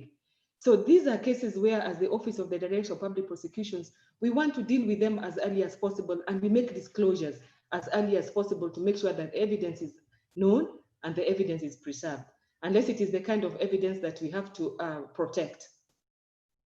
And I wanted to say that we have talked about a commission of inquiry. We've talked about the behavior of the police. Let us all realize that the police play a very important role in this country and in every free society. Take, for example, a policeman on the road, a traffic police officer. Everybody who is overlapping, when you see a police officer in uniform, you know what you do. That is what can happen when people obey, when there is law and order. Now, when we talk about wanting to reform the police, let's all of us go back and read the report of the Police Reform Commission. They talked about the police to be put under civilian oversight. And that is how we came up with Ipor, Police Service Commission for Promotion and for Training. It dealt with the training, it dealt with police housing, it dealt with attitude, it dealt with civilian oversight, it dealt with communication to the public. Why don't we ask ourselves, what did they recommend, and have we achieved the recommendations that were in that report? Because otherwise we'll keep on having commissions of inquiry over commissions of inquiry, but we are not implementing what we have already recommended. So I'm not saying it is a bad thing, but I'm saying, have we fully implemented what was recommended in the Police Reform Commission report? And the implementation committee should bring a progress report. This is what was recommended, because each one of them was informed by international standards, and each one of them was informed by international instruments. Have they been implemented? Finally, as the Office of the Director of Public Prosecutions, we don't condone police brutality. Where there is sufficient evidence and it is in the public interest, the direction of the DPP is that we shall prosecute. And I want to give an example of effective and efficient prosecution. Last week, we got a judgment of a police officer who was charged with rape in Lamu. This police officer was sentenced to life imprisonment. For abuse of authority, he got 10 years. And there was an ancillary order that was requested by the prosecutor. And the policeman was ordered to pay 400,000 to the victim. That is an example of efficient prosecution which people do not talk about. And we hope that with this kind of judgments, it will deter other police officers who would otherwise do what we don't expect them to do. Thank you. Indeed. Thank you, Madam Dorcas, for that. And we do welcome that judgment because, as you've rightly said, it will serve as a deterrent to other police officers to consider their actions before making them because of such a well done judgment that we got from the courts. I'll go to Madam Chairperson from Ipor. Please address the questions posed to you in regards to election violence and whether any investigations have taken place. Sorry. Thank you very much, Jury. I must say that one of the things we should celebrate from 2007-2008 is the creation of Ipor.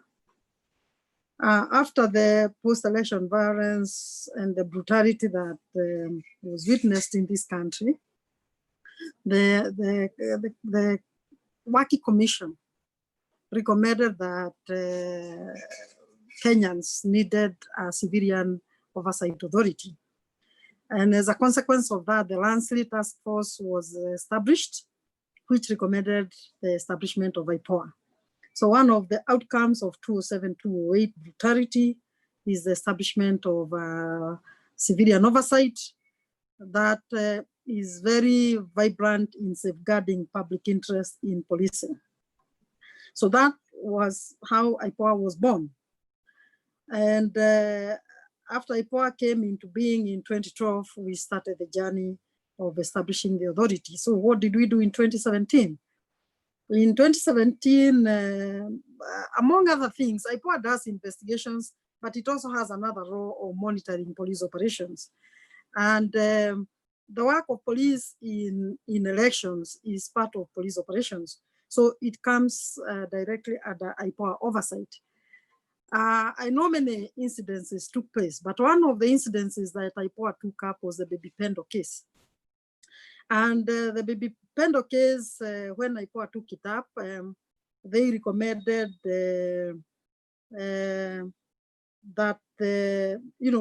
we tried to investigate and we realized, as somebody earlier mentioned, that sometimes it's not easy to identify which particular officer was responsible.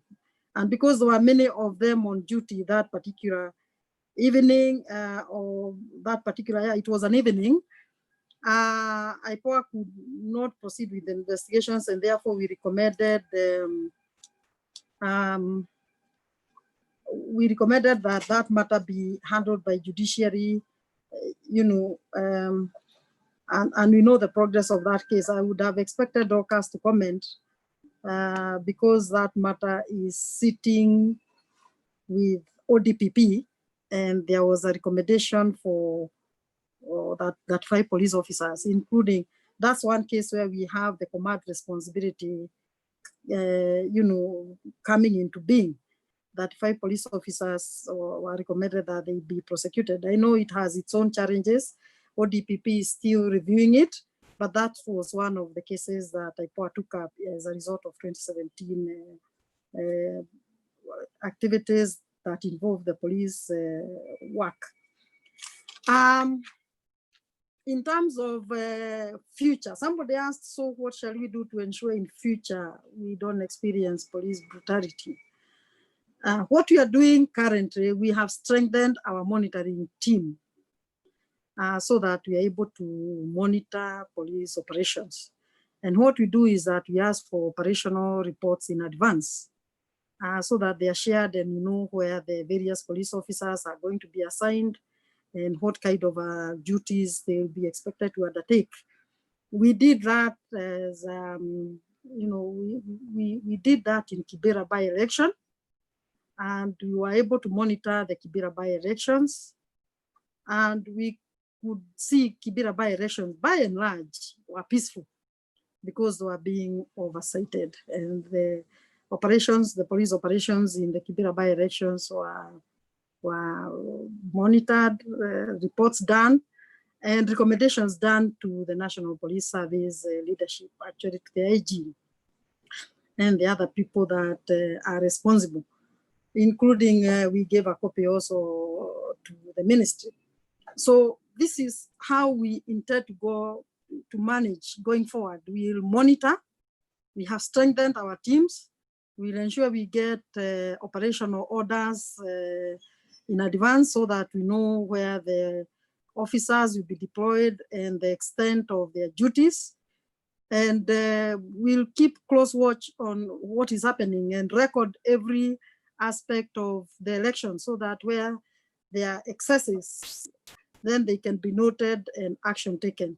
Where there is a serious injury or death, and God forbid, we hope that there will be no such incidences in future, then the necessary action will be recommended after the investigations are done. So as Ipor, I think Kenyans can see the benefit of having a civilian oversight in place by looking at the by-elections that have happened while Ipor has been in existence. And that's the way we intend to work going forward. Also, as a result of cooperation and collaboration, we do this very bearing in mind that the National Police Service has its own mandate. And we must commend the police, honestly. As much as there is a lot of brutality, we are generally a peaceful country. This is as a result of the work of the police. However, we cannot condone any excesses, particularly use of force, which leads to injuries or violation of human rights, and even worse, death. It cannot be condoned.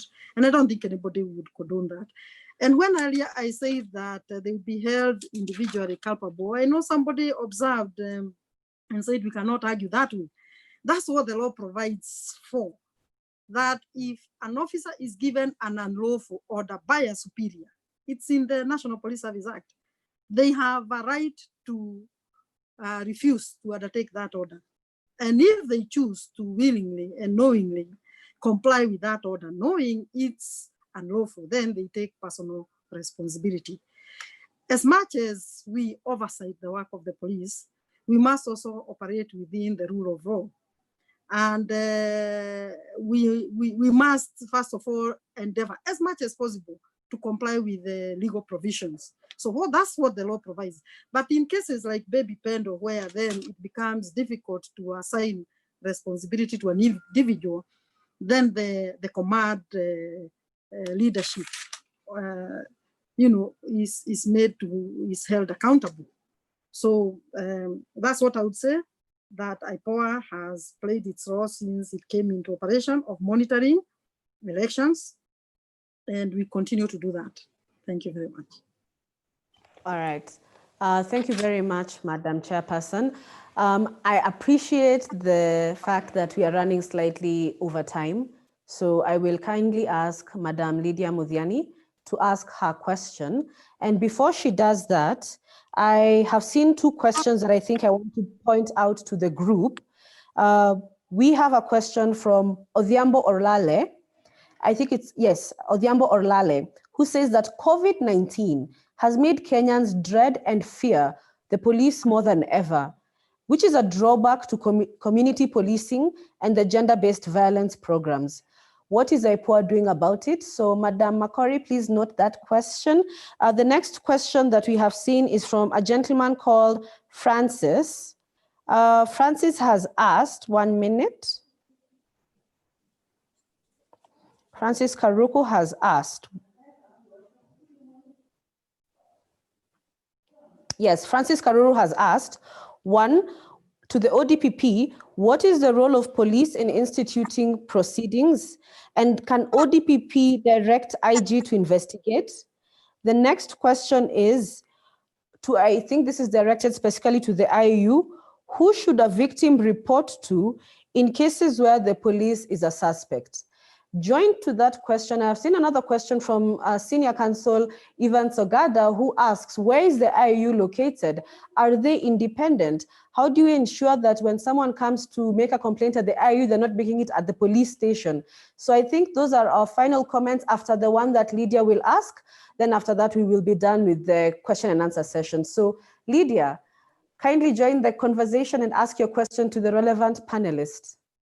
Hello, Julie. Thank you so much. This is a wonderful session. I would like to thank all the panelists for a very enthralling session. Thank you so much for the wonderful work that you do, and thank you for the participants, the contributants who have brought in quite a bit of richness to the conversation.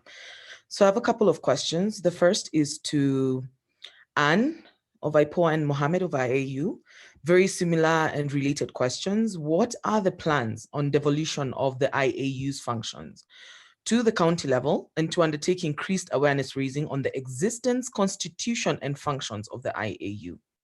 Similarly, what are the plans for further devolution of IPOA's functions to more counties and to increase awareness on the nature of IPOA's work, including citizen-led and citizen comprised, and including its citizen-led and citizen comprised nature?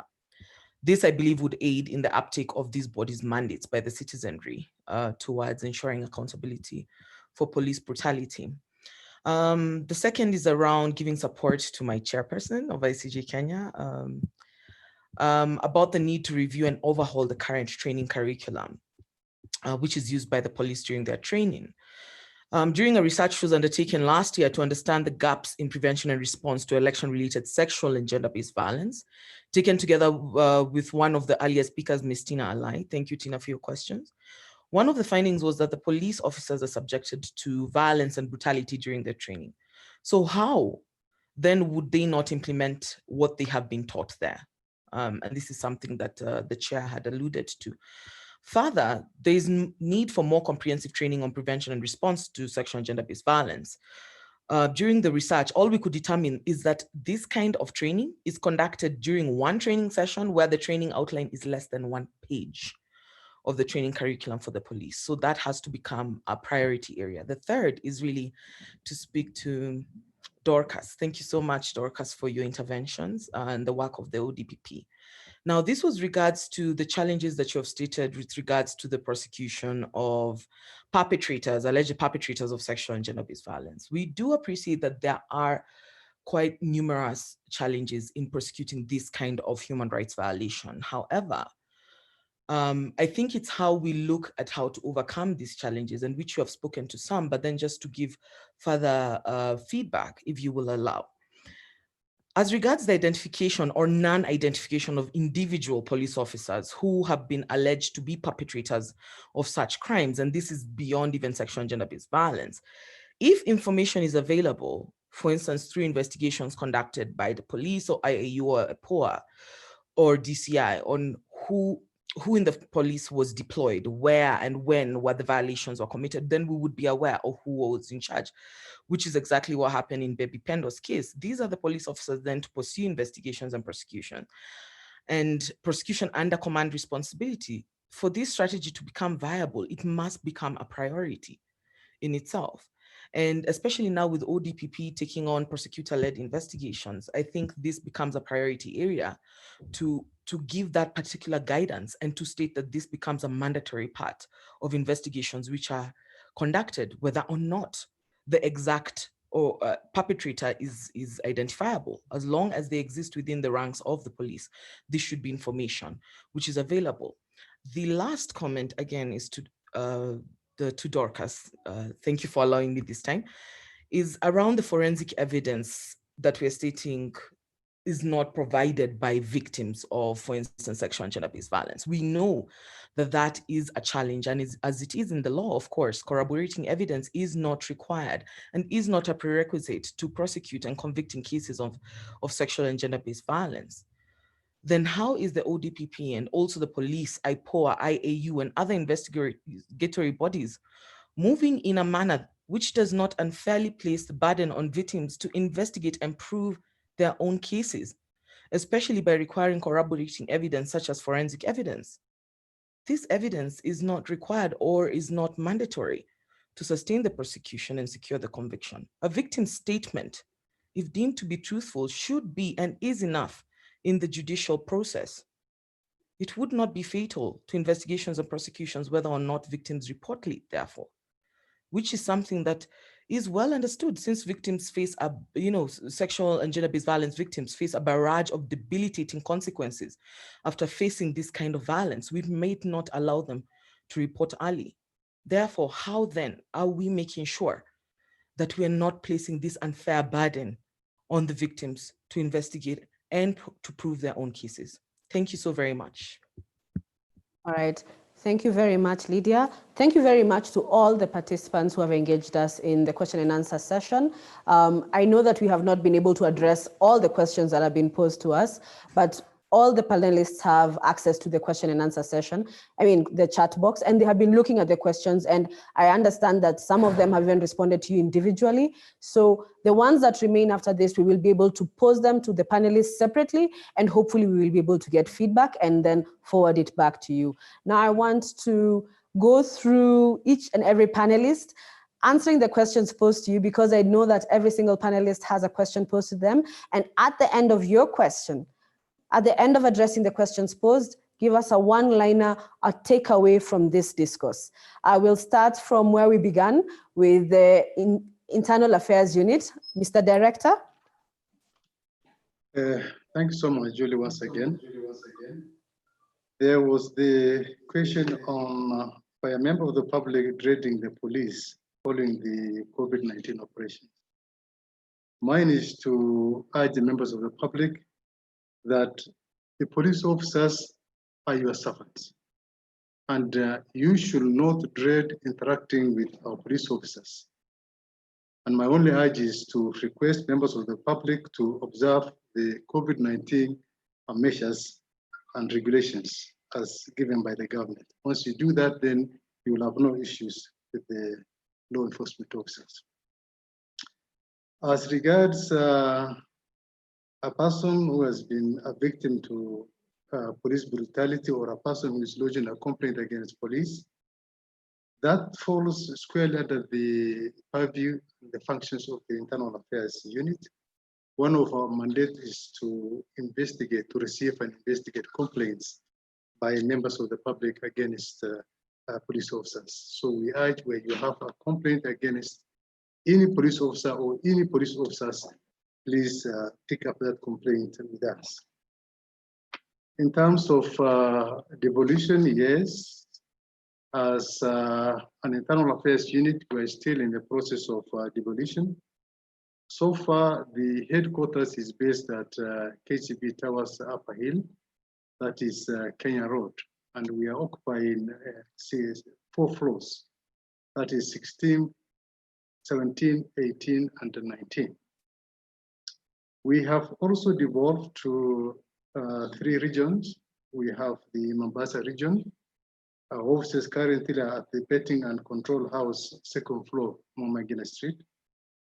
In Nakuru, we are found at the regional, the Rift Valley Regional Headquarters, that is Block A, 1st floor, right way, along the Government Road. And in Kisumu, we are domiciled at the New Nyanza Regional Headquarters, 7th floor, Wing C, Awor, Tieno Road.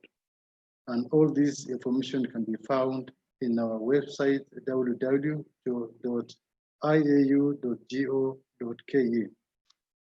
And also, as stipulated in our National Police Service Act, in the fullness of time, we intend to devolve up to the county levels.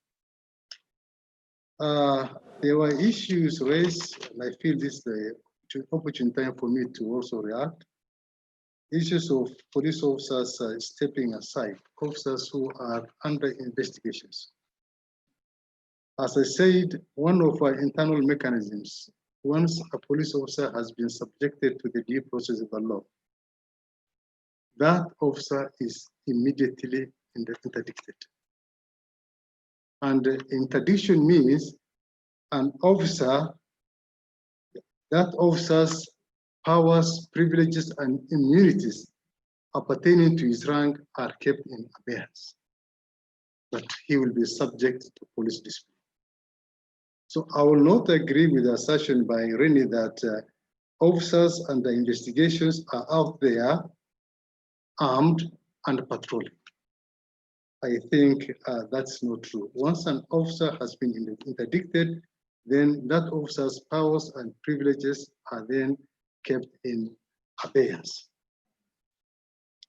The other issue is we cannot wholesale say that where an officer is under investigation, that officer must be under interdiction. Of course, ultimately, it will depend on the gravity and the nature of the offense. As you know, we do investigate various allegations. Some are frivolous, some are serious. So when we are taking action against officers, that action is taken on case-by-case basis. A good example is the recent incident of Lesos police station. That particular officer has been interdicted. He's under interdiction as we are speaking now. And not only him, so many other officers are currently under interdiction and their files have been kept aside. However, having said that, it is important for us to know that police officers equally have the same rights, the same recourse to what is enshrined in our Constitutional Bill of Rights and Administrative Justice. In regard to the enforcement of COVID-19 regulations, again, Rene alluded that we are selective in the enforcement of the regulations. And I would like to very, very clearly point out that our officers are not selective in the enforcement of the COVID-19 regulations. It doesn't matter whether you are from Mathare, where you are from Mukuru Kwajenga, or from one of the high-end estates, that is Karen and Gaiga. The law says any person who violates the COVID-19 regulations, and we have, like I said, statistics to show that we have prosecuted several people, Lavington, Westerlands, Mudaiga, so we are not selective in the enforcement of our COVID-19 regulations. In terms of the command responsibility, as a police service, we have on several occasions taken action against respective commanders where we feel that they have failed in their command responsibilities.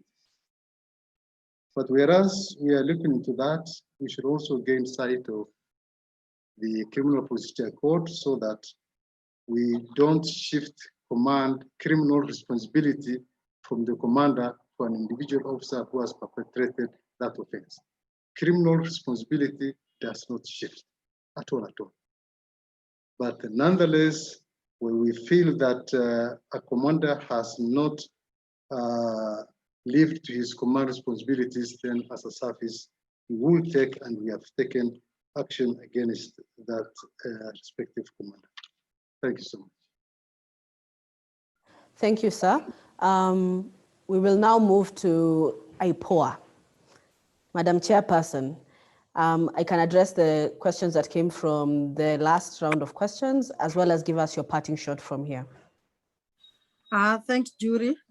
I think the first question was on the COVID and the brutality that was witnessed in the implementation process. First of all, let me make it very clear as Ipor, our position was as Kenyans, we need to observe the government directives. And therefore, we were totally supportive of the need to observe. However, in ensuring compliance, in certain instances, we felt that the force used was not commensurate to the challenge that was confronting the officers, and that it was excessive. Starting with the way the enforcement was done in Mombasa, the ferry crossing area. We felt the enforcement of the directives was excessive, and we immediately went on air and condemned that action. We followed it with a report to the IG, and consequent to that report and engagements with the sector players, including the minister, because we reached out to the minister and expressed our disagreement, we were put together as a sector to discuss the issues that were rising. And as a result of that, we saw a drastic reduction in the use of force that was applied. So that was our first point of engagement. Consequent to that, we saw other incidents, isolated cases. We also engaged on the excessive use of force that was witnessed in Nakuru. And we also discussed that matter and pushed for a position as Ipor. And as a result of our engagements, the 3 officers from Nakuru police station were interdicted. And that generally sent the message that the excessive use of force was not being supported by anybody. So that was our first point of engagement. Consequent to that, other incidences that came up, like Yasin Moyo, the 13-year-old boy that was shot in Kiamaiko, in Huruma. We also saw the case of Ahmed Majid of Majengo, in Shauri Moyo. We have investigated those cases and forwarded the files to ODPP.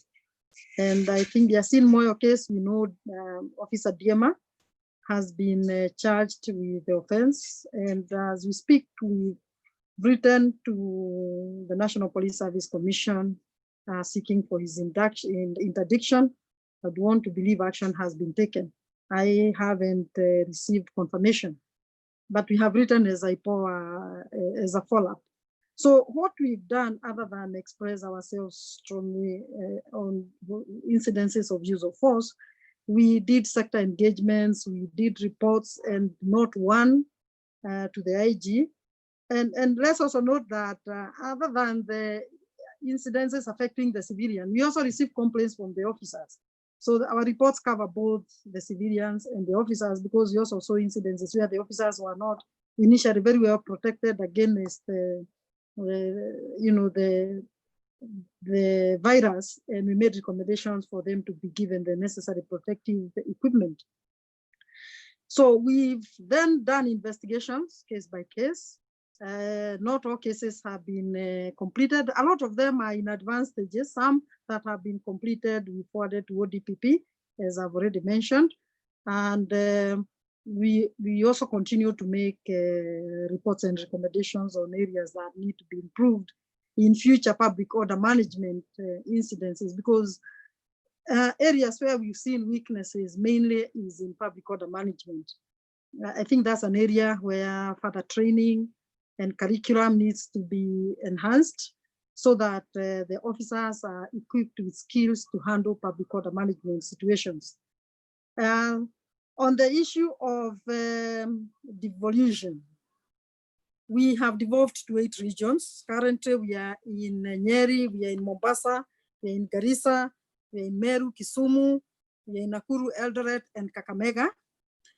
We have a strategic plan 2019-2024. We plan to devolve to another 8 regions to make it 16. That is as a medium-term intervention. Short-term intervention, we plan to go to all Huduma centers. We are planning to engage with the Huduma centers and see whether we can have a desk in all Huduma centers. Of course, there are challenges around, budgets, recruitment budgets for the officers to post in these regions. But that's something we are committed to doing. And step by step, we need to get to every Huduma center, as we plan to have fully fledged offices like we already have in the 8 regions. And even as we continuously devolve to another 8 in the medium term. In terms of my parting shots, first of all, let me appreciate Judy for noting the challenges that come with public inquest and such like cases like Baby Pendo. They are quite complicated, but we are happy progress is happening. We know it also poses a huge challenge to the Office of Director of Public Prosecutions, but we want to believe it's a well-resourced office and it will find a solution to the recommendations done by judiciary on that public inquest. So as a parting shot, I would like to say that as Ipor, we receive complaints from both the civilians and the members of the National Police Service. In either instance, we are independent, we are impartial. Where there is need for confidentiality, we do that. You can report anonymously. You can, we also have limited access rights based on the nature of the investigation for officers who can access investigation reports. And in extreme cases of witness protection, we work with a witness protection agency. So let's have confidence in IPOA. Let's have faith that the lengthened, turnaround times that we experienced in the past are coming to an end. I saw somebody commented and say that I said almost 100% compliance in summons. That's true currently. And the reason people do reports, the headline report for the team that exited before us, we are the second board, was that they had challenges, particularly in observance of compliance with summons. So the question is, if a report has been done by your predecessors, do you still continue doing things the same way and expect different results? So we said, what can we learn from this report? And one of the things we learned is that cooperation and collaboration, ensuring that we safeguard our mandate is critical. And in the area of summons, we realized the summons were being sent directly to the officers. Police service is a command structured institution. So what we did was to engage with the superiors, and we agreed that the summons going forward be served through the office of the DIG, who is in charge of operations. And since then, we have seen total compliance. So basically going forward, and since, let's say last year, we've had very high levels of compliance with summons. So I want to encourage Kenyans that IPOA is committed to service delivery. We'll continue to see shorter turnaround time. I know the CEO of Amnesty International complained about Carlton Minor. Carlton Minor's case, we completed investigations within a short 5 months. But there are other challenges, as I said, even after the recommendations to prosecute were done by ODPP, we still had challenges around that file being registered. So it's a case of we need to work on the processes. Whether we need commission of inquiry, I do not know, but I do not think so. Probably we can have a task force, but a commission of inquiry, I think the commissions that have existed before in the task forces have made recommendations. If those recommendations are fully implemented, we would shorten some of these things. But the need to develop guidelines, probably on public interest cases for judiciary, that is critical. Otherwise, thank you very much, Chair, ICJ, the team in ICJ, jury, you've done a wonderful job.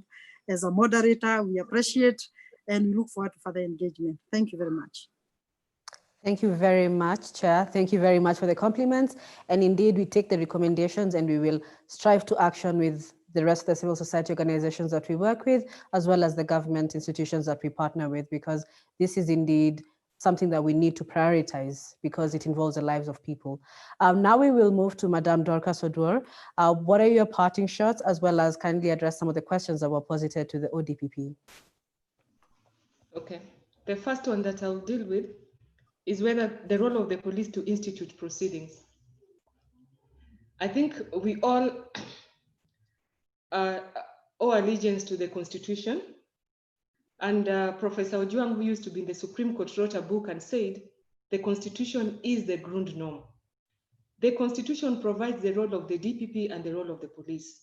Under Section 157, the role of the DPP is to administer prosecution services and may initiate and undertake.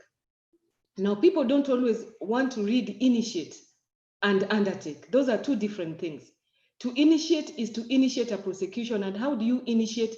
You initiate by drafting the charge and by the charge sheet and registering it, which is the sole mandate of the DPP under the Constitution, and then to undertake criminal proceedings. Now, initially, the police used to do that on behalf of the DPP because we were few and they exercised delegated authority. Nonetheless, if you read even the old Constitution, the same power still existed.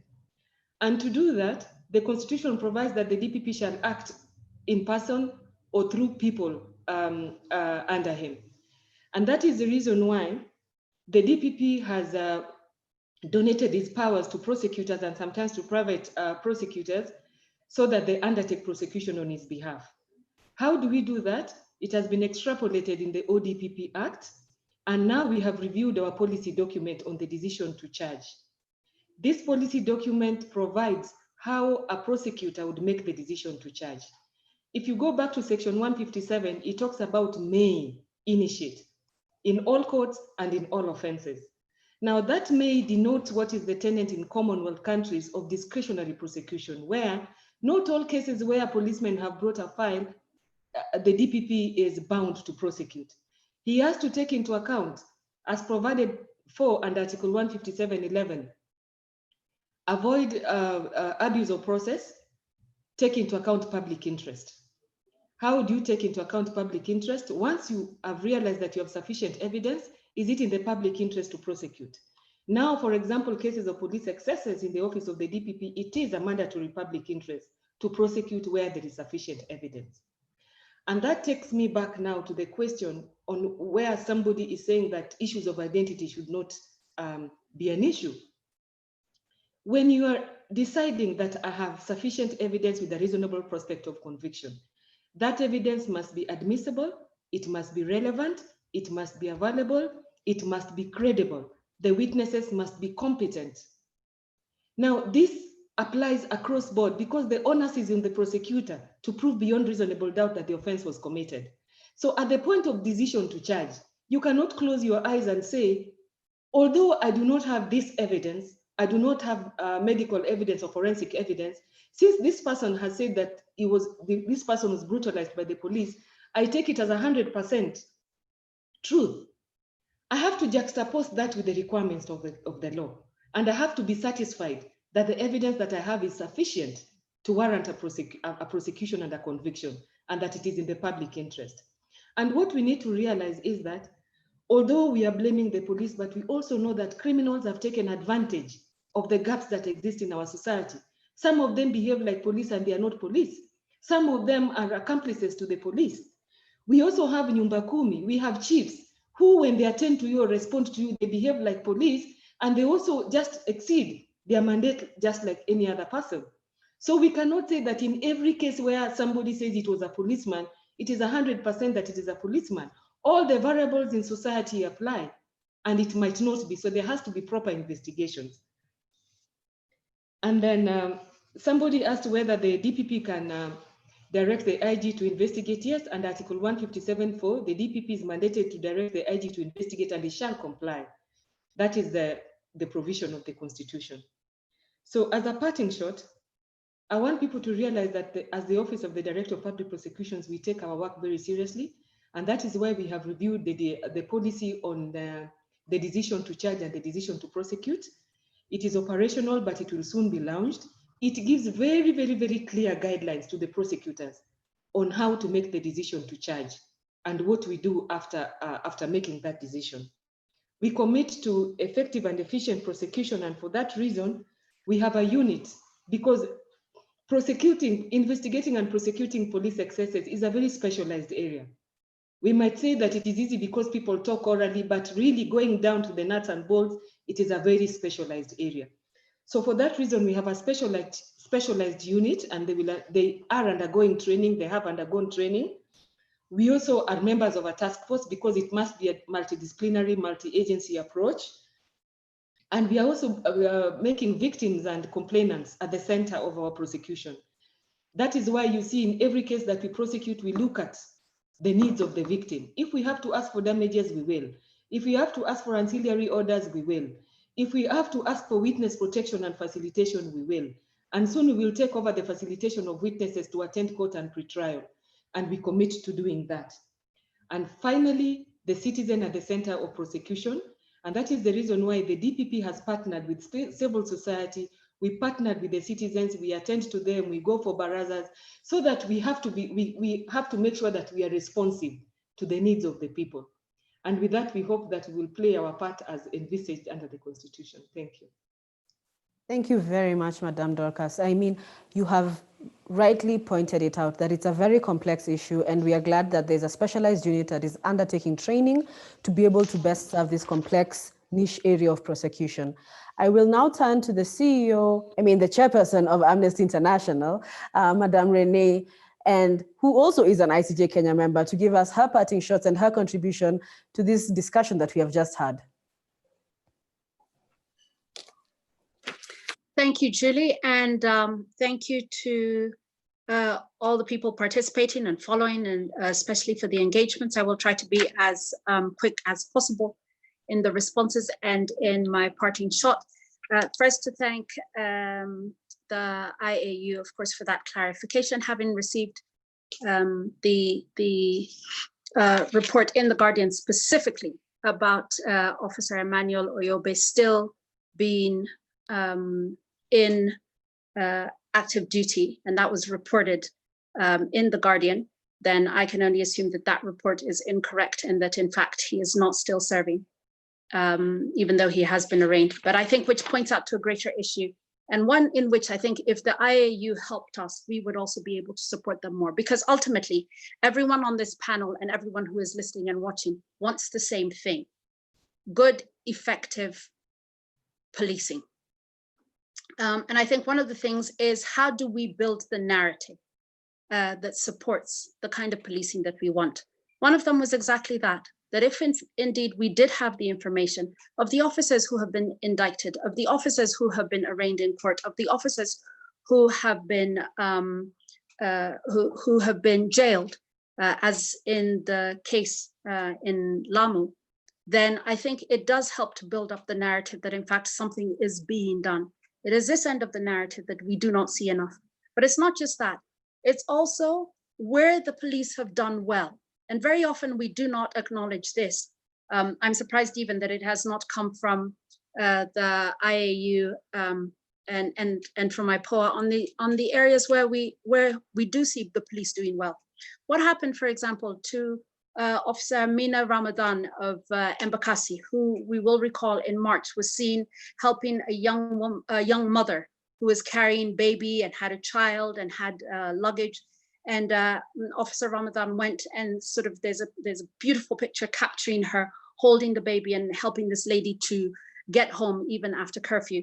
What happened to the administrative police Baringo sub-commander Ibrahim Abachilla, who again, just after the curfew was enforced, is seen with a sanitizer and telling people who were getting off matatus and public transport not to be late next time, to get home, to sanitize and to stay safe.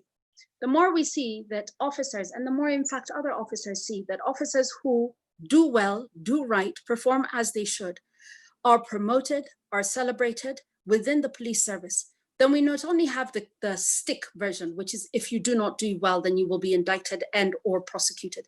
But we also have the carrot, that is the enforcement of the kind of service that we want to see with the police force. And also a statement about that in the public. IPOA had a police, now Madam Anne will probably be able to correct me better on this, but they had a police award system, if I recall correctly, where citizens could recommend police officers who had gone over and above the call of duty as referred to by the citizens.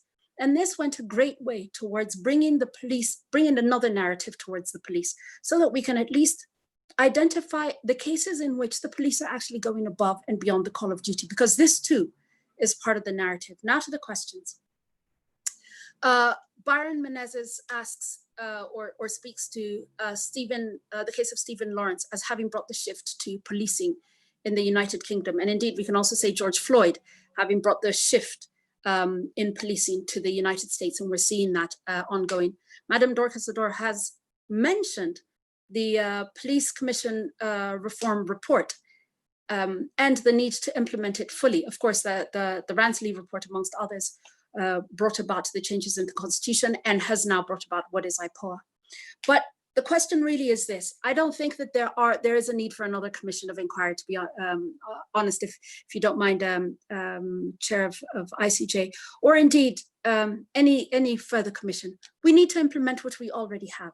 The implementation of what it is that we already have will bring us a long way in creating a service. The only question is, how many more cases do we need to hear of before we agree that it is now time to bring about these reforms? How many more Yasin Moyos? How many more Vaites? How many more? What number will be enough? And I think that this is a question for really the police leadership to agree on? When do we draw the line and say thus far and no further? 57 years after being liberated and moving from a state of colonization, the question now is no longer one of colonial inheritance. I think if we were to speak of the elephant in the room, it is who benefits from the continued format of policing, and how do we dismantle those kind of individual or pocket benefits so that the police service is a police service for all. Peter Wasilwa spoke to, and a number of you have spoken to, the question of police training. 6 months versus 2 years. What is the quality of the training? The quality of the training will speak to the quality of the service. There is someone who has spoken about the brutalization of police recruits. I do not know of this individually, so I cannot speak to it. But where the main issues relating to how police are recruited rest largely on how they are physically, and not so much on the level of training and understanding of the complexity of the crimes that they are up against today, then perhaps we're doing ourselves a disservice in the way in which the police are being trained. Where even after training and once they have joined the police service, there is little or no relevant continued training and continued professional development, then it's very difficult for the police to keep ahead of the criminals who are always being innovative.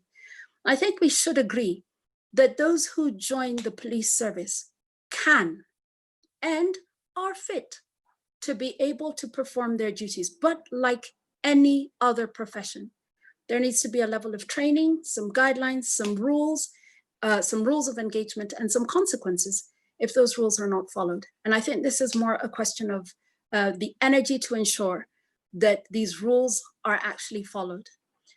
Elizabeth Odhiambo asked really well, I think it was directed to the ODPP, is how do you protect police officers' rights, and specifically police officers who wish to make complaints against other police officers? Where we have cases like this, let us look at who is this system benefiting? If police officers themselves have a problem reporting other police officers, and civilians are having a problem reporting and successfully seeing a report of theirs reach the point of prosecution and, where necessary, conviction, then who is this service for? And at what point will we draw the line, once again, the question, and say we must have a service that is fit for all, that serves all, that is blind in its dispensation of justice? The use of social media as a tool is one which the IG has taken on. And I actually wish to commend this, having noticed the power of social media. Of course, the engagements, as we've now seen them, I think there have been 2 or 3 of them with the Speak to the IG, I think it is on Monday mornings or alternate Monday mornings. I haven't followed them, but it's been interesting to just see how many of those complaints or statements that have been brought directly to the IG have transformed specific cases, the investigation of those cases, and action taken towards them. I think that this taking on of modern ways to collect information should not be shunned, but in fact should be engaged even further so that more people are able to access the police in the way in which is convenient for them. This is a public service to us as the citizenry. Where I want to agree with Ipor's chair that there are cases where there has been very, very speedy turnaround of cases. In the case of justice for Yasin Moyo, of course, we've seen the prosecution of Duncan Ndiema, the shooting having happened on the 30th of March. June the 23rd, I think, was when the report came out that, in fact, Duncan Ndiema had been arraigned to court. So it is possible. It is possible. And I think it is important that we create timelines and hold the police, the Internal Affairs Unit, IPOA, and the ODPP to timelines that allow for us as the citizens, as the victims, to see that there is justice. Speedy justice or speedy prosecution allows for people to be able to believe that indeed there isn't delayed justice. And delayed justice, whichever way we look at it, ladies and gentlemen, I would submit is justice denied. There's a question that's been asked, which I think is the elephant in the room here. And perhaps we don't have enough time to address it. And it was asked by Ellie Bird, which is the question of the allegations of corruption within the National Police Service. I think to the Internal Affairs Unit, your work is really cut out on this one, because for as long as these allegations continue, and for as long as there is a real feeling that there is institutionalized corruption or a perception of institutionalized corruption within the National Police Service, it will be very difficult for justice of any kind to actually be seen to come from the same institution.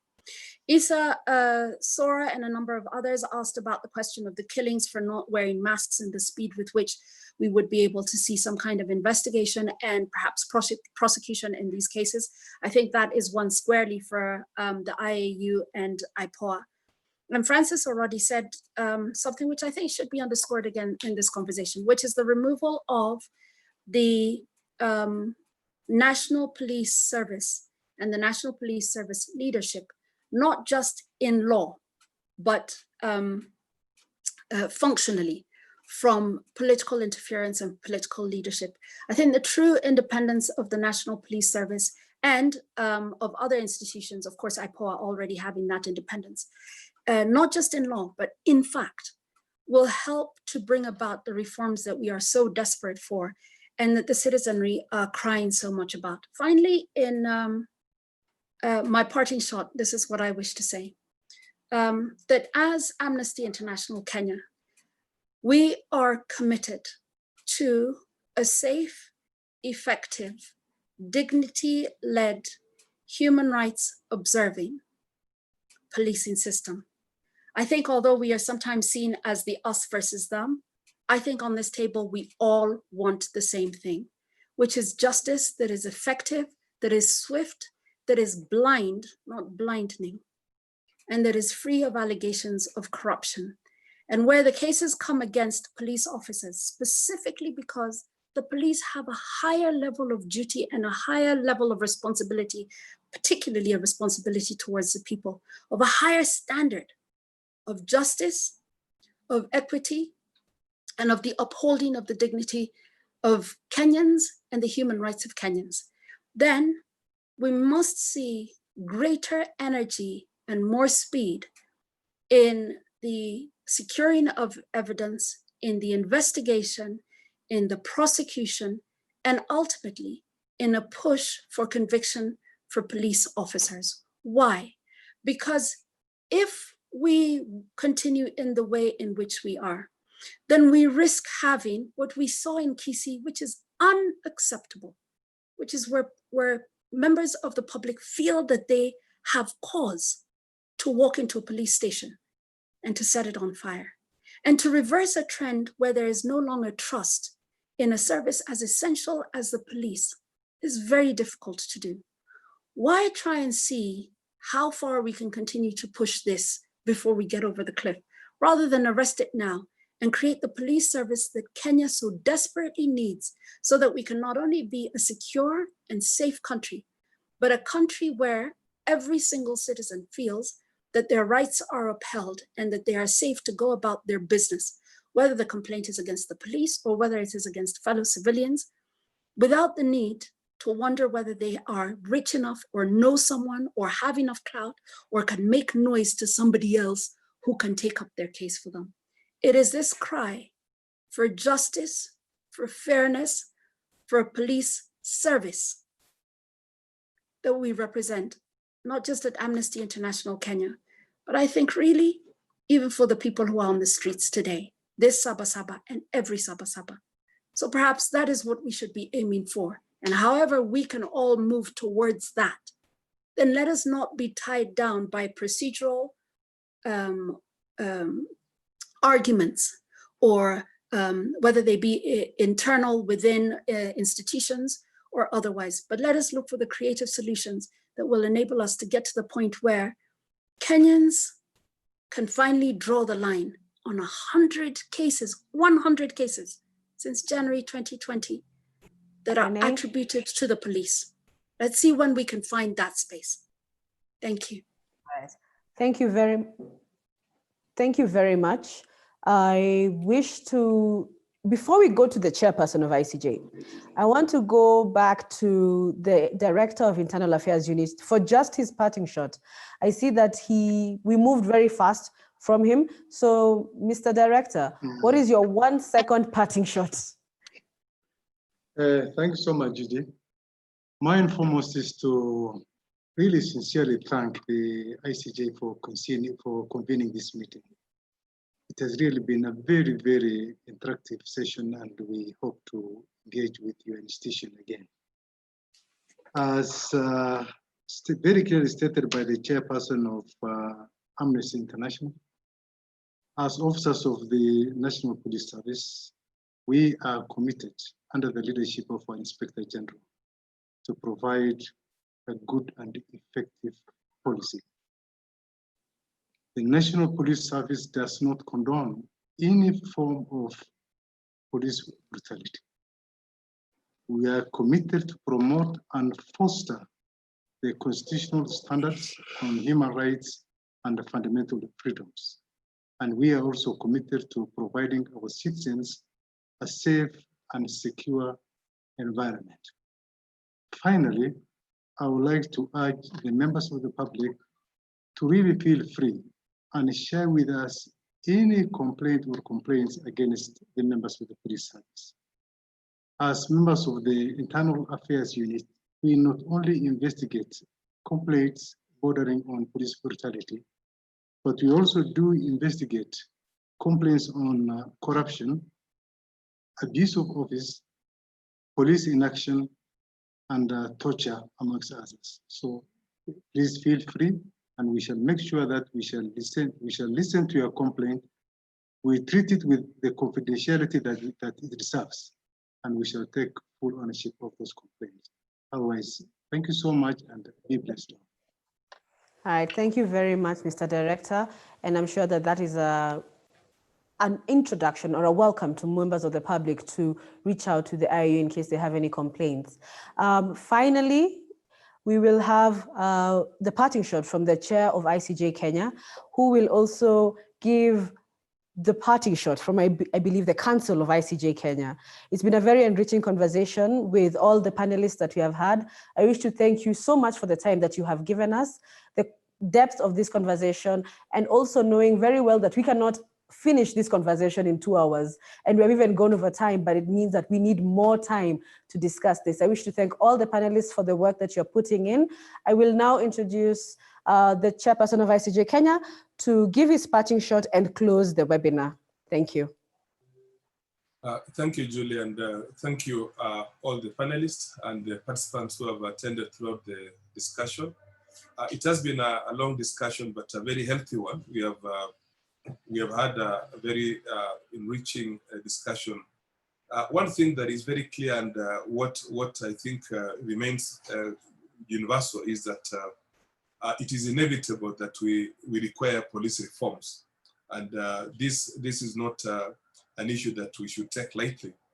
We know that the reforms that had been suggested previously have not been undertaken, and not that we must remain with them as they are, because what is now coming up is the suggestions are going beyond what was recommended from the Ransley Commission and others.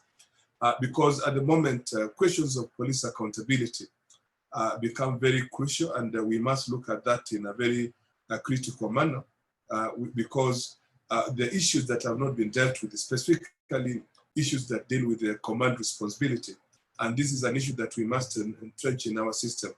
I had Madame Dorcas, especially when you talked about the right to prosecute and who has got the final say in prosecution, and I think it's very clear that Article 157.4 gives you the power to direct the IG to investigate. But at Article 157.10 very clearly states that in deciding whether or not to prosecute, the ODPP, the DPP should not be under the direction of any party, and should take that independently of anybody else. And I think that includes the police. They can never direct the DPP to prosecute or to undertake any prosecution. That is a constitutional mandate, and I think the law is very clear that that must remain at all times with the DPP. What comes out and what we think we must remember as ICJ, we're going to partner up with our social justice defenders and look at issues of in implementing the questions of the rule of law.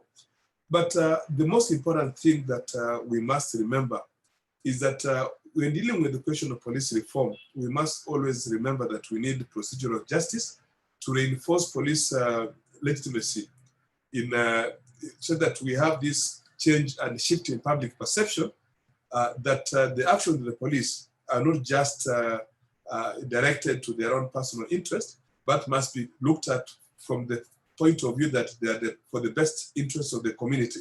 And until such a time when the community views the actions of the police to be beneficial to them, then we're going to have what we call social reformative justice, where justice is geared towards ensuring that the rule of law and the implementation of justice issues as affect the public are properly implemented by the police to ensure that the public gets what they are due or what is due to them. And I think that's where I start up when saying that we need a shift in the way the police have been undertaking their processes and the way we have seen it, because this cannot happen if we are not having this mindful community policing processes. And I think that is a good conversation we have started, and we'll take it up directly with the IG and those responsible. And I'm happy that Ipor and Internal Affairs Unit have understood what is coming from the public. The questions that have been set up are very clear, that the public needs answers. And answers means that they need to hear changes in terms of what and how you do it, and how you respond to it, and how you communicate to the public on whatever you're doing. Because when you don't communicate, then there is a problem in the perception. And I think that is where we have a problem with. We don't want to wait for reports to be issued at the end of the term or at the end of the year. We want issues being given responses as and when they happen. Social media is a very good platform to use, and this can be worked on daily basis, on an event basis, and that can ensure that all of us are able to follow and ensure that justice that is given is anticipated by the public is properly articulated and shared.